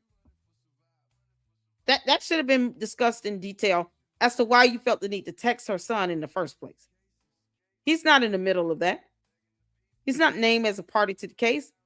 And you sending him a text, all it does is bring him into the case. If nothing else, it pulls the son into the matter, because now you're texting his phone, making these types of threats like this. It's going to be handled one way or the other. That can mean a myriad of things. And based on his history and what he said about her previously, she can easily say, Your Honor, this is just a threat to me. He's not new to this when it comes to him threatening me in my life, or doxing me, or sending out his Oguni goons, his Umar Tardians after me to harass me and bully me online. He's doxing my children And now he's texting my son saying this is going to be addressed one way or the other. You get people that say stuff like that, and then next thing you know, the person that they're directing this towards ends up dead the next day on the news. I have no reason to put that past him to think that this is not a threat, considering his history, not just with me, but with other people. That I really want to hear how she presented this, because it would have definitely, if it would have been, let me go straight for the jugular with this evidence and making sure that I, keep things to the point of what I'm here for. Child, half that stuff he said wouldn't have been able, he wouldn't have had the opportunity to say it with me. Moving forward, what were you going to say? It was like they needed to be involved with the ex parte. Mm-hmm. I thought it was open and shut. You know what I mean? Yeah. So I didn't bring representation. He didn't either. It shouldn't have required. He can't afford it. But now that it didn't go, then we have one or two ways we could just let it fly. And I did my due diligence. I did what I was told. Or I can go back and I can have the attorney do it and then seal it up. Mm-hmm. It just depends on, I don't know how, what they want to do. If they want to do it again, fine, do it again. If not, I'm okay. But I just was following directions. Mm-hmm. So after he's making out like that's just all it was with me. No, you have a whole civil suit coming. Mm. But I did not. Okay, so there's charges filed. And then there's a lawsuit that I'm assuming, is this a federal lawsuit here? Or is she referring to the complaint? In the federal lawsuit sounds like S charges. Because you can't file charges against someone, right? You can have charges filed and go from there in the criminal court. Maybe she's filing a federal lawsuit. Talk about that in court because we didn't get that far down the road. I see. Mm-hmm. The other thing was Umar was not supposed to know we don't make things like this. But the judge would not allow me, and I made the call afterwards, like, hey, I didn't do nothing wrong. I told the lady, take me to the side. You don't want me to put this out in open court, but she insisted. Mm-hmm. So I did, because I can't perjure myself either. So she asked, and I made sure that I cleaned up that mess when I left up out of the court. So you're talking about today? Yes. Umar now knows. And he hasn't told anybody what was said. Now, if somebody was in that courtroom, they'll probably put it out online, and then that'll be what it is. Yeah, you're not allowed to share that? No, I can't share it. If he talks about it, I'll open all everything. But I've been wait, what? Hold on. Because depending on what type of case it is, I mean, they're just, it could be available. The court documents could be available to the public. I found the case, by the way. I actually am looking at the case online on the court website. I'm gonna show that in a minute, because I was like, I'm too confused, and as an independent journalist, I have to present some facts, because I don't want to leave you guys confused as to what's happening. Now, I'm not saying she has to share details about this other case that's pending. It sounds like a federal lawsuit maybe has been filed. But if she's saying charges, I typically equate that to criminal charges. But I don't know. I don't know if she's filed the criminal complaint wanting the prosecutor to bring forth charges based on her evidence to the court. I don't know if it's been that route taken, or if she's saying I filed a federal lawsuit and she's seeing the complaint, the statement of claims, as charges itself. I don't know. Wrong. I told the lady, take me to the side. You don't want me to put this out in open court, but she insisted. Mm-hmm. So I did, because I can't perjure myself either. So she asked, and I made sure that I cleaned up that mess when I left up out of the court. So you're talking about today? Yes. Umar now knows, and he hasn't told anybody what was said. Now, if somebody was in that courtroom, they'll probably put it out online, and then that'll be what it is. Yeah, you're not allowed to share that. No, I can't share it. If he talks about it, I'll open all everything. But I've been holding on this since July, June. Mm-hmm. So I've been holding it. I've been telling people, just wait. And but I left it at that. I let him say all the stuff. If she can't share something, he can't either. Wrong. I told the lady, take me to the side. You don't want me to put this out in the open court, but she insisted. Mm-hmm. So I did, because I can't perjure myself either. So she asked, and I made sure that I cleaned up that mess when I left up out of the court. So you're talking about today? Yes. Umar now knows. And he hasn't told anybody what was said. Now, if somebody was in that courtroom, they'll probably put it out online, and then that'll be what it is. Yeah, you're not allowed to share that. No, I can't share it. If he talks about it, I'll open all. I wouldn't open it up at all. Holding on this. Regardless, I'm gonna tell you right now, Lenae, don't open it up. If he can't talk, if you can't talk about it, he can't talk about it. But simply because he's talking about it, I wouldn't talk about it. I will leave that to him. Then you can take that issue to court and say that he's discussing this open case in court. And of course, he's going to lie about whatever he says. And then all he ends up doing is introducing this back and forth. YouTube is in court. I wouldn't talk about it just because he brings it up. There's a recourse for that. It's called a gag order. Like if it's something that truly should be kept confidential, no. If he talks about it, then you can file a motion to court, for him to be sanctioned and, because he's discussing matters, based on something that should not be discussed regarding a litigation. I still would not respond to it. I would not talk about anything on any social media platform. If you can't talk about it, don't ever talk about it. Just let him catch the fall and catch the heat for that in court. It's since July, June. Mm-hmm. So I've been holding it. I've been telling people, just wait. And but I left it at that. I let him say all the stuff, I let everybody talk all the stuff, but I did not open my mouth lying about that. And in court, that's between the judge and the agency. I ain't got nothing to do with that. But I did. I asked her, I said, you want to pull me aside? I showed her on the phone. She asked him, does he have any criminal charges coming from Kansas City? He said, not to his knowledge. He didn't know anything about it. So, okay. Okay, so it is criminal charges. Okay. That's between him and Kansas City. But that's not the only thing. Yeah, so after he doesn't want his people to know what was divulged today in court. The ex parte, he know that ex parte is small compared to this. That's nothing. The protection order. And you can't give us anything on that. I don't. Umar's in a lot of trouble. All right. Umar's in you my dude. Hey, Umar's in a lot of damn trouble. He don't need to be worried about who's jealous of who, Malika. You need to get tight. You need to tighten up, and you need to start doing that donation thing or whatever to get your money up. Is Malika one of the sisters that he was dating at the same time, was sleeping with? Didn't we just see him in a scary house where, one of these two sisters he was with?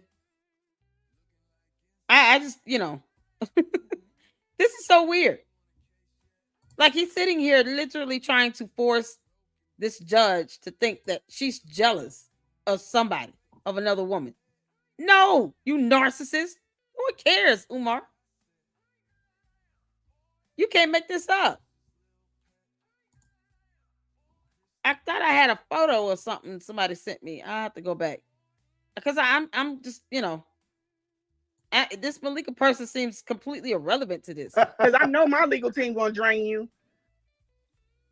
There was no need for us to go because it was open and shut.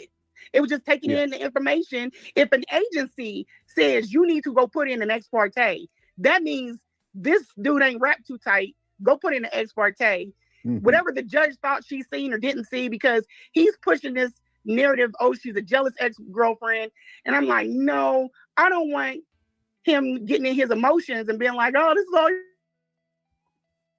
your fault coming to Kansas City and my family. No, I didn't do this. You did this. You did this. I've been dealing with a lot of stuff behind him he made. I had to report him, and I can't tell you guys this, I had to report him to my job. I don't know, I said that like 8 times. You can't be out here saying she hacked into my account and think they ain't gonna do nothing. Exactly. Yeah. And see, that's the thing right there. That's highly defamatory. If you're falsely accusing someone of committing a crime and you have no evidence, that is the epitome of defamation. He cannot prove that she tried to hack into his account. And especially when his dumb, goofy ass talking about, what is it? Is it based on any fraud on my account, on my part? Who asks questions like that to their bank? Yeah, it could have been just a matter where he just overdrawn or he just spent all the money. The end. They're going to do something. Yeah, did the judge know about that? Those allegations that he made? I told her that too. That was to explain the first email that I showed her. I told her, they gave me a pen and they gave me a sign-on. That's what I have. I showed her the emails, the correspondence.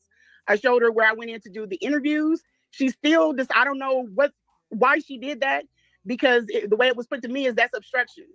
So I don't know why she did it. Maybe she didn't understand. I don't know. I don't explain things the best. I don't want to even put out that I do, because this isn't my forte.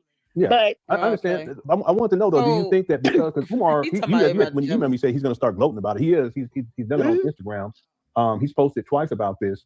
Do you think that Umar might use this as a way to? Because I know how Umar is. He's real petty. Yeah. He'll say, okay, well, listen, this wasn't granted, so I can go ahead and go back to harassing her again and her family. I kind of want him to.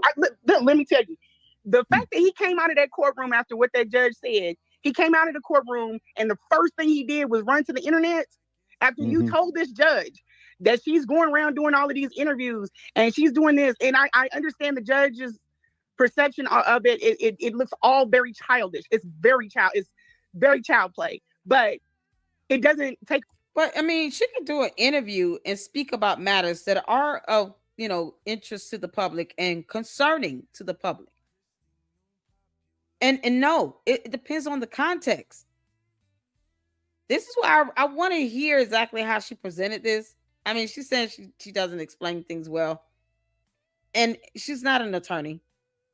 So sometimes it does help when you're able to articulate your case in a certain manner, because you don't want it to turn out to be this he say, she say thing. That's why I would not have responded to this nonsense. I would have objected to it and told the judge, Your Honor, he has no evidence to prove this. None. This is his attempt to throw spaghetti at the wall, and he's trying to distract from the very issue that he has doxed me and harassed me online. He sent text messages to my children.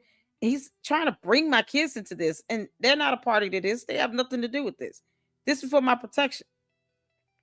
That's it. It's as simple as that. Whether I do an interview or not, I have free speech and expression.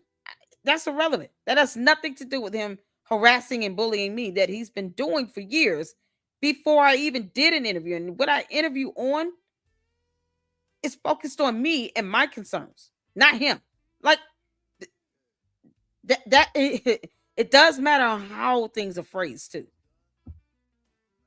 Man, Lord. Away from what he's done. He's been doing this since 2019. Right, I gave her everything that she needed to know. And I think that she just had the wrong idea about what's going on here. I'm not coming in here to just have a way to keep meddling. No, I was given a directive. I followed the directive. If you give it or you don't give it, I don't care. But it's not going to stop from what's coming. And I'm a guard in my castle. So this is me attempting to do this the correct way. So it may be that nothing happens. He might just focus on fighting these battles that are coming his way and leave me alone. But if he does come my way, I have already shown that I've exhausted all options with him. I tried to put an ex parte to keep him away from me. Y'all didn't give it to me.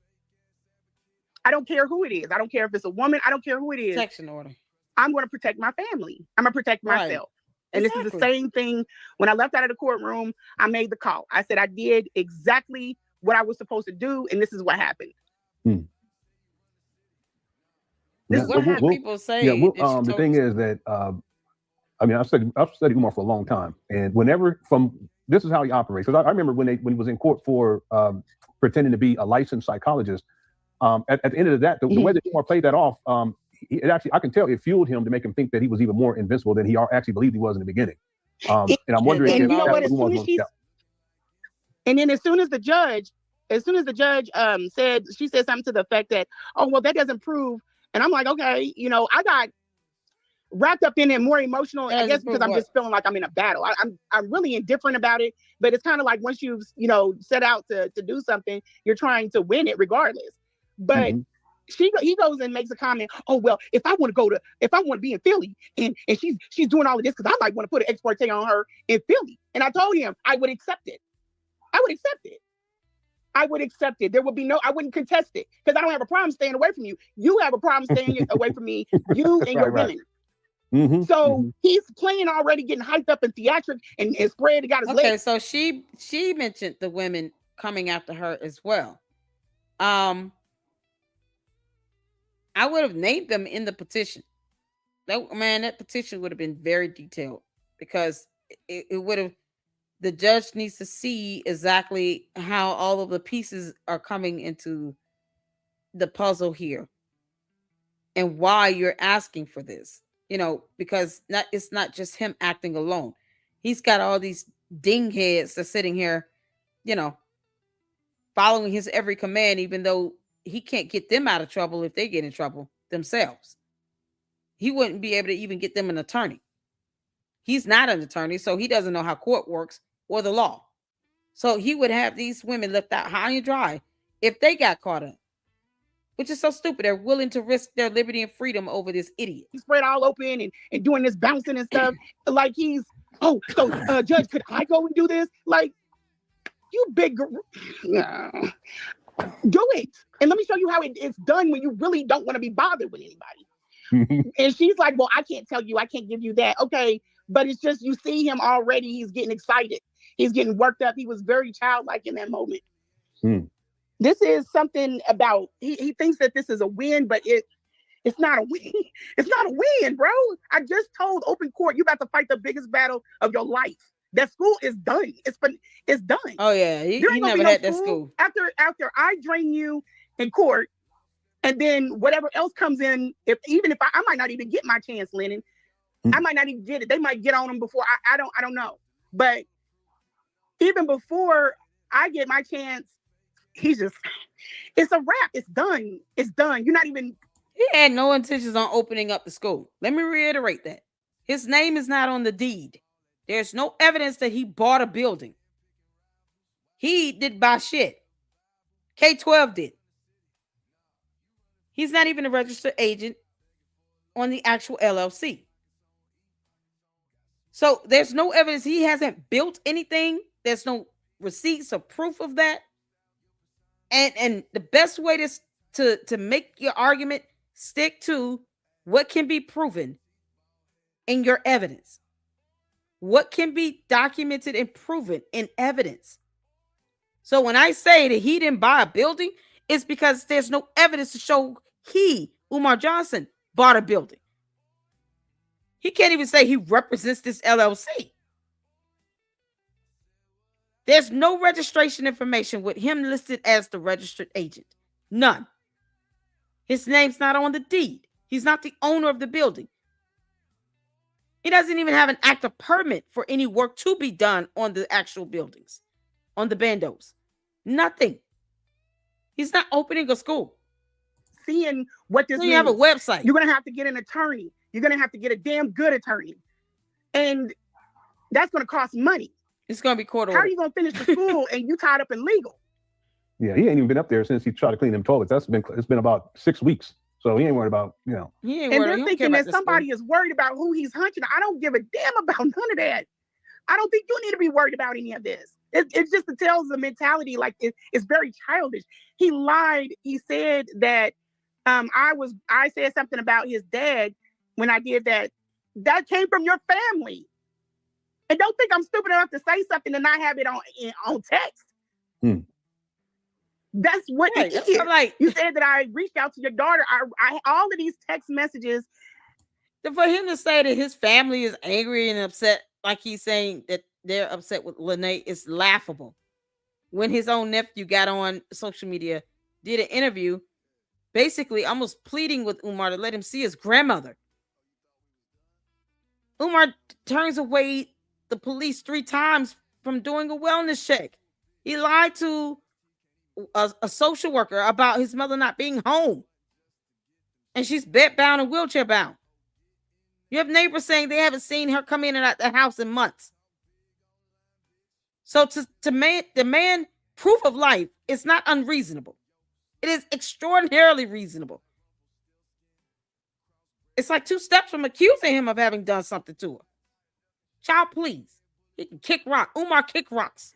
Are in my phone. Did you ask your nephew, hey, did she reach out to you first? Or I don't know. I don't even know if they're talking. Umar makes stuff up. And then my sources have went cold as far as where his mother is concerned. So I can't protect. We're not going to play that. I didn't tell her that. That's why I got everything done or on, in text form. Yeah. I didn't backstab anybody. But I can't sit up here and be the mouth for things and then y'all act like you can't play double agent. You got to stand on it. I kept you out of the public, but now you're going to have to stand on the rest of it. He said that about his daughter. He's like his other daughter. That's on a public domain. When he doxed your wife, he said the picture was from a public domain, so it's not doxing. He got that from me, but I took it down because I'm like, it's still a child, and I don't want to bring her into this. But eventually, I don't even know. I'm trying to, and we already talked about that before. I'm trying to keep from wallowing in the dirt with this fool because he has no problem. He banks on you not going into the dirt. He banks on it. Yeah, I actually think he enjoys it. Like even him taking the time to go to court when he doesn't have to be there.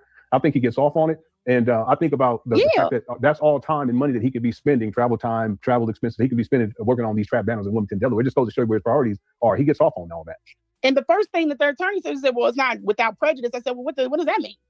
Well, you can just refile. You can refile it. So let me show you all the case here. And I'm probably going to make sure that this part of the live stream is put on members only. But this is on the Missouri Court's Judicial Branch of Government website. This is based on the case number that was on that order. You guys can see the court docket, the docket entries here. This goes back to September 16th of 2025. Let me know if y'all can see this.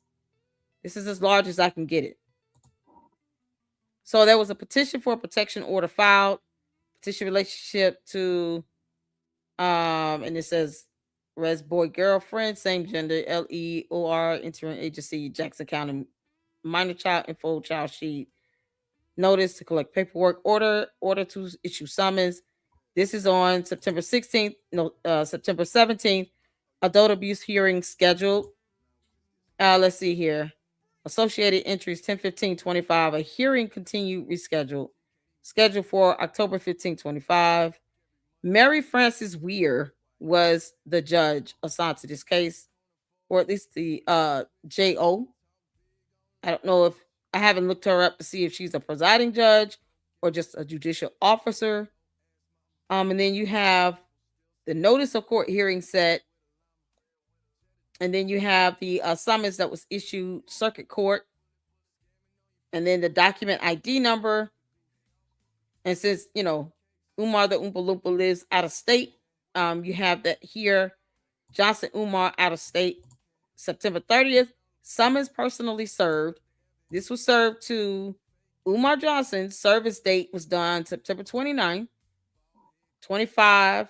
They got the time issued there. 20:35. That's like what, 10:35 p.m. And then you have served by the Philadelphia County PASD office. the police department, I think. Public attorney. So this is who did the service. And then there was a motion filed on October 9th from Umar for a virtual hearing. Motion was granted, sustained. So he could have done this virtually. He filed the request for a virtual hearing. Motion was granted October 9th, sustained. Motion granted, sustained.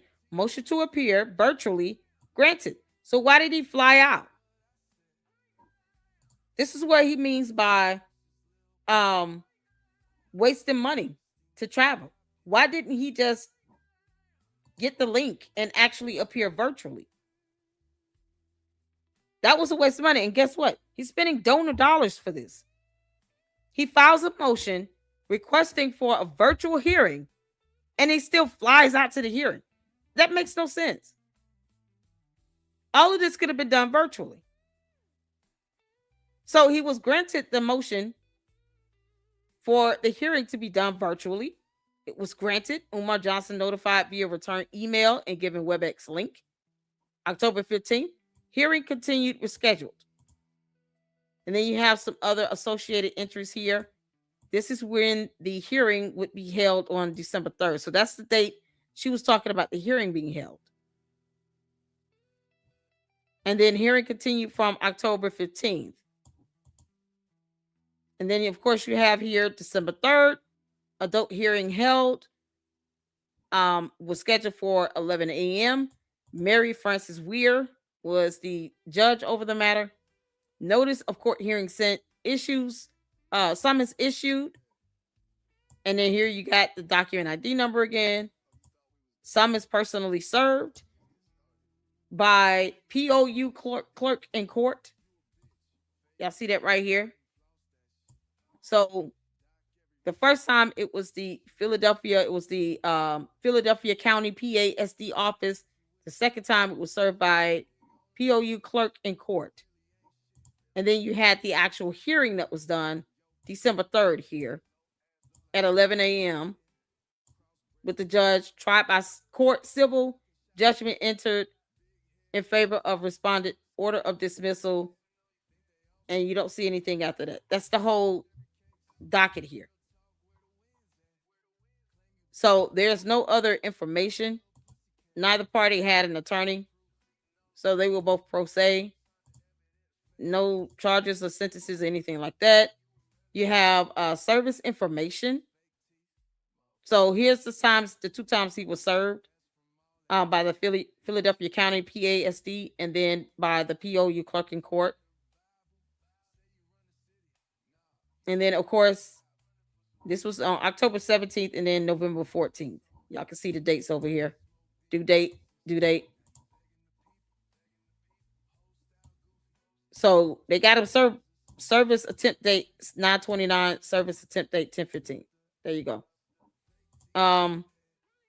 There's no scheduled hearings or trials, civil judgments. There was no judgments ordered on the case. So the judge commissioner assigned was Mary Frances Weir. Kept trying to figure out who's I was like, who's Mary? Okay. There you go. So this is the entire court docket. So he doesn't care, but it's not because it's not his money being spent. Exactly. So I haven't seen Manny today. Yeah, where's Manny at? So this is the court docket information right here, y'all. This is a standalone protection order. It was a petition for a protection order. And then, of course, the protection order itself. Let me pull that back up.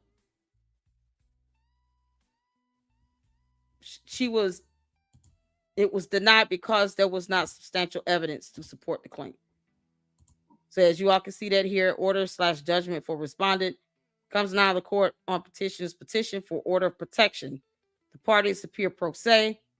Court having considered all admissible and credible evidence. And I mean, if Lenae is saying she didn't even review the videos to see, where he had made statements, threatening behavior, got the text to son. If she didn't review all of that evidence, then, I'm kind of wondering what was actually was anything admitted prior to that? Because sometimes the judge they won't let you present evidence in a trial if you have not submitted it previously and shared it with the opposing party. So I don't know what happened with all that evidence she has, or whether or not the judge even allowed it to be admitted. Because if she's got video, if she showed at least 2 or 3 videos with timestamps, those videos should have been seen and heard in court. So I don't know what happened with that. And it says here, finds petitioner has failed to meet the requisite burden of proof for her claims, and the judgment is hereby entered in favor of the respondent. She can refile, and y'all see the judge's signature, Mary Weir. Therefore, is ordered, adjudged, and decreed that judgment is granted in favor of the respondent. She can refile. So it's not dismissed with prejudice. And if I were her, I would refile it, because your attorney would be able, and get an attorney. The attorney would be able to go to the court to say, this is why. There could be a court rule, some case law cited to show that this is typically standard when you're talking about criminal charges coming forth. No different than, and I'm going to use the example of Charlie Kirk. So, of course, when the shooter in the Charlie Kirk case was caught, and he was charged, not sentenced. He hasn't been sentenced yet. When he was charged, the judge entered a protection order for the wife and the children. Reason being is because, let's say someone acted and participated in that, or the defendant was released, on some sort of bail, even though he wasn't, but let's say he was. Now you want a protection order in place in case he tries to go and do something to the wife and children. So oftentimes, a protection order can work hand in hand with certain criminal charges. And depending on the heinous nature of the charges, the judge will issue a protection order. So in this case, she did it in a separate matter, in where she filed the protection order petition, and it went to the circuit court. But she can also ask for some sort of protection order once charges are presented to the court from the prosecutor. And she can always just, refile and get an attorney, even if she wanted to go back through this route with the circuit court. So if I were her, Lenae, I would get an attorney, either have the criminal court judge file a motion with that matter to give you some level of protection, and just, provide your evidence to show there's a history of the doxing, the harassment, that you're in fear of your life. He said this text to me is a threat. It's a threat. He has threatened others in the past. He sent people out to people's homes. With the motive and intent for them to do some harm to this individual. You had another content creator saying that he was willing to essay a woman on behalf of Umar Johnson. And that is in another court document. So that could be used as an exhibit to help justify why this protection order needs to be put in place. So she can have her attorney or the prosecutor seek for that in the criminal matter, or she can go back through this again and refile and just get an attorney. That's what I would do. So I just, it sucks that she has to go through all of this. And then you got Umar's old stupid ass sending text messages like that to the son. Why are you involving her kids? Okay, so crazy. So no, I would have that done again, because his Oguni Goons and the Umar Tardians, they can't help themselves. They have a history of doing this. They go after people because someone said something Umar didn't like. They act as if they get to dictate free speech. No, they don't. They just don't. And then they're willing to put themselves out there and risk being brought into it and being named, being sued, having charges filed against them. Because they're too stupid to realize none of this is worth protecting and defending Umar when his jobless ass will not be able to get them out of trouble. None of it. He doesn't care. It's not his money. Exactly. He flew out when he was granted the petition, the motion he filed for a virtual hearing. He still flew out there. That could have been done virtually. You can't make this up. As far as it's over, so it's over and nothing really happened. For that protection order, it seems like this was the petition for the protection order. She's saying that there's criminal charges that was filed, and it seems like maybe a civil suit. She said a civil matter, a civil suit, a civil case. So if she files a lawsuit against him, it needs to be a federal lawsuit. Because I would just, I would just file a federal lawsuit. Especially if he's sending other people out to aid in this criminal behavior with the cyber the harassment, the stalking, the bullying, the doxing. Yeah, no. You want to see him set up like an organization's doing this, and they called themselves some sort of organization, then it should be heard as that in court. It would be similar to like a RICO. A whole conspiracy where you got a bunch of Umar Tardians out here doing all this nonsense. And then they want to run for the hills and get mad when you sue them. Child, please own up to it at the very least. Don't be cowards about it. Umar, you can grow up. Kiss my ass. He's so ridiculous. Hey, family. What's going on, Uncle Mo TV? How you doing? Shout out to you. I appreciate you for tuning in. Can I get one of the monster drop Uncle Mo TV's YouTube channel link in the chat? Were you in the chat earlier under a different channel name? Let me know.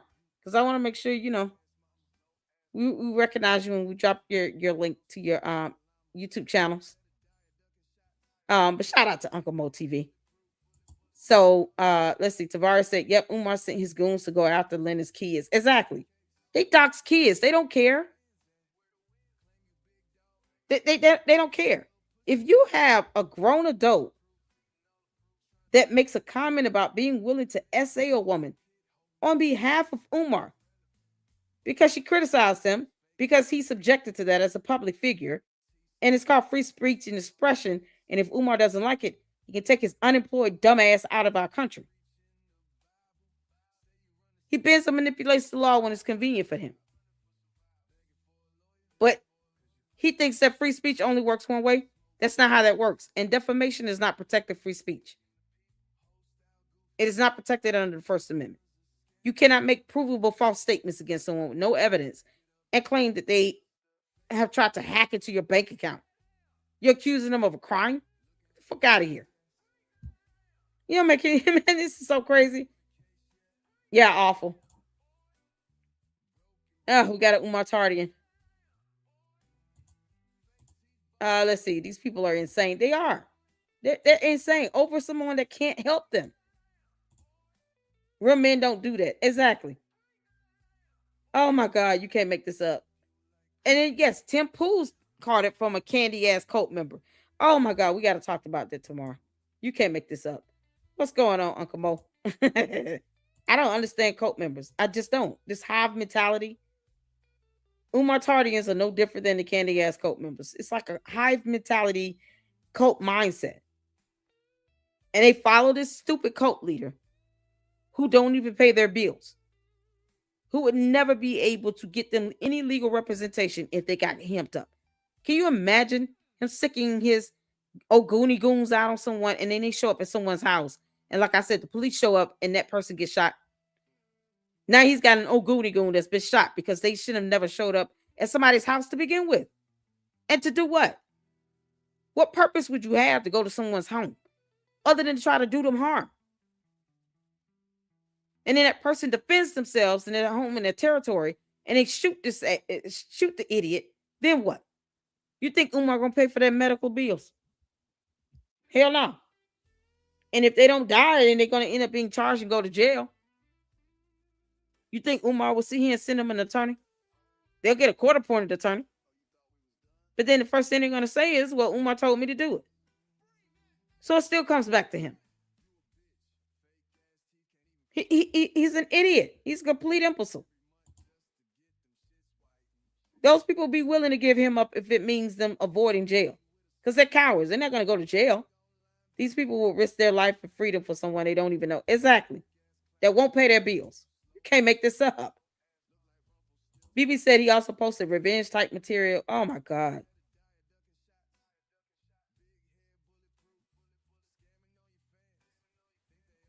Yeah. Oh yeah. We're gonna go over to Candace Owens because someone's got been targeted with that. Tim Pool. You can't make this up because he spoke his mind. Oh my good Lord. So this is where I'm gonna end it. And I just, like I said, I got the case docket information here. Y'all see the order. And here's the case information here for those who haven't seen it. Based on the case number here. Like I said, this information is available to the public, but I don't have a reason to lie about what can be read by the public. So he's posted up something and he's saying things along the lines that's not reflected in this court docket activity. And he's lying about what's going on with this case. I mean, that can be addressed. There's no reason to lie about it. People can just look it up and read it for themselves. So if this is strictly for the protection order, there's a whole nother criminal matter. It sounds like a lawsuit. Perhaps I saw a civil suit. So I'm assuming there's a lawsuit filed. And it sounds like she said she filed a complaint for criminal charges. And she mentioned the criminal matter. So he's got at least 2 other cases coming his way. This is just, like I said, when there are criminal charges based on the crime itself, sometimes it's almost standard to request a protection order because you don't want that person to go after them, especially when you're vindictive or retaliatory like Umar is. He doesn't know how to just say, you know what, I'm going to just leave it alone. Oh, no, she's jealous of me and all this. She's not jealous of you, unemployed bastard. Then about trying to see him be with somebody that has nothing to offer somebody.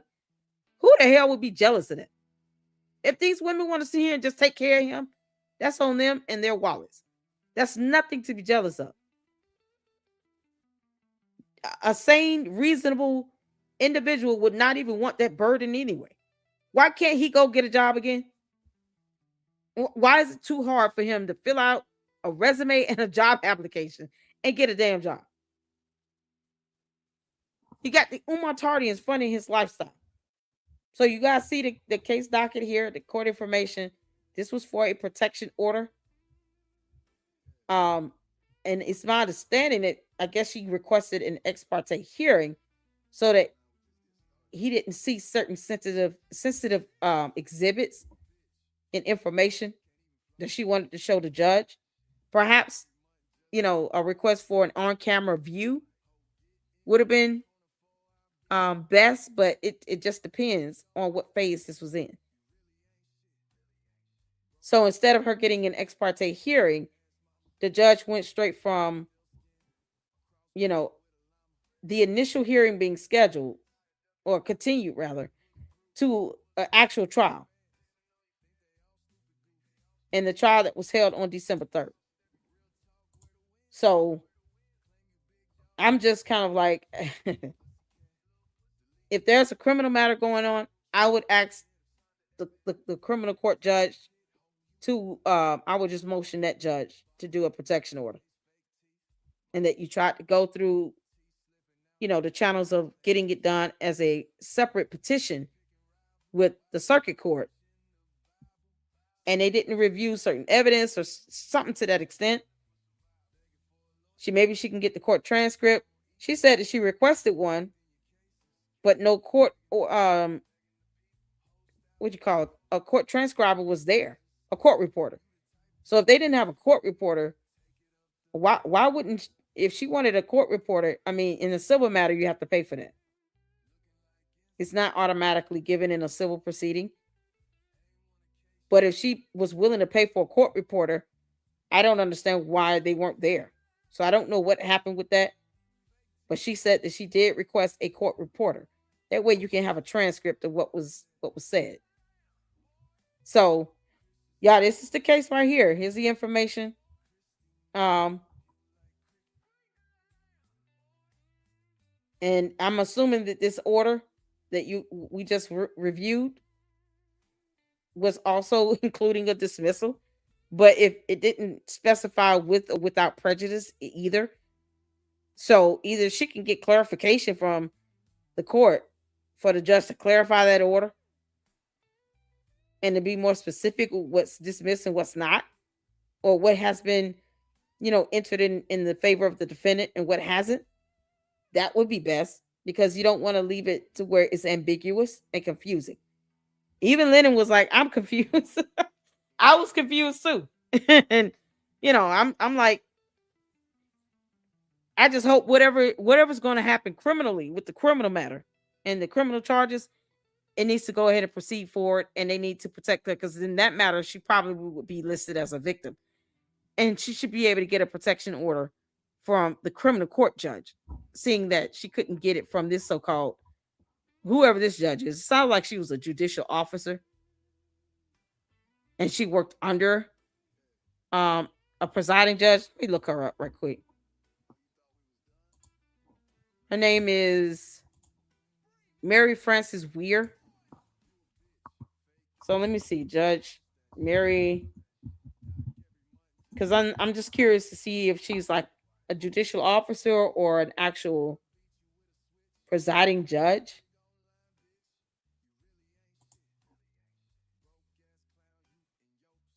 Yeah, she's an associate judge. Here you go. Division 31 Judge Mary F. Weir. She's an associate circuit judge. So that means that she still would have to operate under the supervision of a presiding judge. And there is a court rule that can be filed in the event that Lenae Stacks wants to refile a petition where she requests for the presiding judge and not for a judicial officer or an assistant circuit judge or assistant judge. Assistant judges are like physician's assistants. They still got to go to law school. They're still considered judges, but they operating under a presiding judge, if that makes sense. So there's a court rule where you can say, I don't want any associate judges over this matter. I want the presiding judge to preside over this matter, especially the trial hearing. Because at the very least, you can say, hey, she didn't review all the exhibits. I had, video evidence. I had text messages. I've had other exhibits and documentation in writing. She didn't review any of that. So I would do that. And then, you have to submit exhibits within a certain time frame before trial hearing so that the other party can receive it. So that's one less thing you want the defendant to be able to say. Your Honor, I haven't seen this exhibit. What's going on? I didn't know there was an exhibit list. So there's a form if you're pro se for exhibit list. You all see that here. So whatever you want the court to see as far as your exhibits that directly support your claim, you want to have this submitted in before the trial hearing. That way he can't whine and cry about it. Just a little education for those that do have to go into something pro se. There are certain court rules that you just have to follow, or else you can risk the judge not allowing that exhibit to be used in the case. Because, the other party wants to see the exhibit. So you have the ball in your court as far as what you want to have introduced as evidence into the matter. And if it's something where it's like personal information on it, I would have it redacted. Or try to find something else that would not reveal direct personal information about me that I don't want to be made available to the court, because then that can be made available to the public as well. So either it should be redacted, or I would just ensure whatever exhibits you have, it does not give out any other additional personal identifiable information for your safety and security and protection. And, go from there. So yeah, this is an associate judge. And she could, file a court rule to say, it's a court rule. I don't want I don't want any associate judge assigned to my case. I want a presiding judge. That's it. They have to follow it. It's a courtroom. It's just bottom line. So I just want to see what type of judge she was, and there you go. You can't make this stuff up. This is crazy. Oh man. All right, y'all. That's all we got. April Chapman went in on Candace hard tonight. She's had it. Oh yeah, I think we've all pretty much had it with Candace. I'm going in on Candace tomorrow, y'all. And we're gonna check out Umar's video he did on Thanksgiving Day, where he went back into his mama's closet and he, did another so-called fake psych counseling session. And it's like, why are you doing this? The board of psychology would not be happy about that. But yet and still, he keeps breaking laws, and he gets mad when people report his ass. But he won't stop breaking the law. Go to work. Get a job, Umar. Go get you a damn job. You're not opening up a school. You're done with that. You got a lot of heat coming your way for that. Oh, child, please. And Lenae, refile, get an attorney, and have your attorney file a motion on the court rule to ensure that your case is assigned to a presiding judge and not an associate judge. That way your attorney can make sure all your exhibits are, presented, and your attorney would know how to redact. Your attorney would know how to present your case so that you can get some level of protection. Because the Umar Tardians are not going to stop, and they don't care about doing something on behalf of somebody that's broke as hell and can't pay their bills. They don't care. They're brainwashed cult members. So we're going to be at it tomorrow. I appreciate all of you all for tuning in. Thank you all so much. Make sure you hit the like button. The Umar Tardians can still kiss my ass, and so can Umar. And until the next one, Lady Luck Club out. Deuces.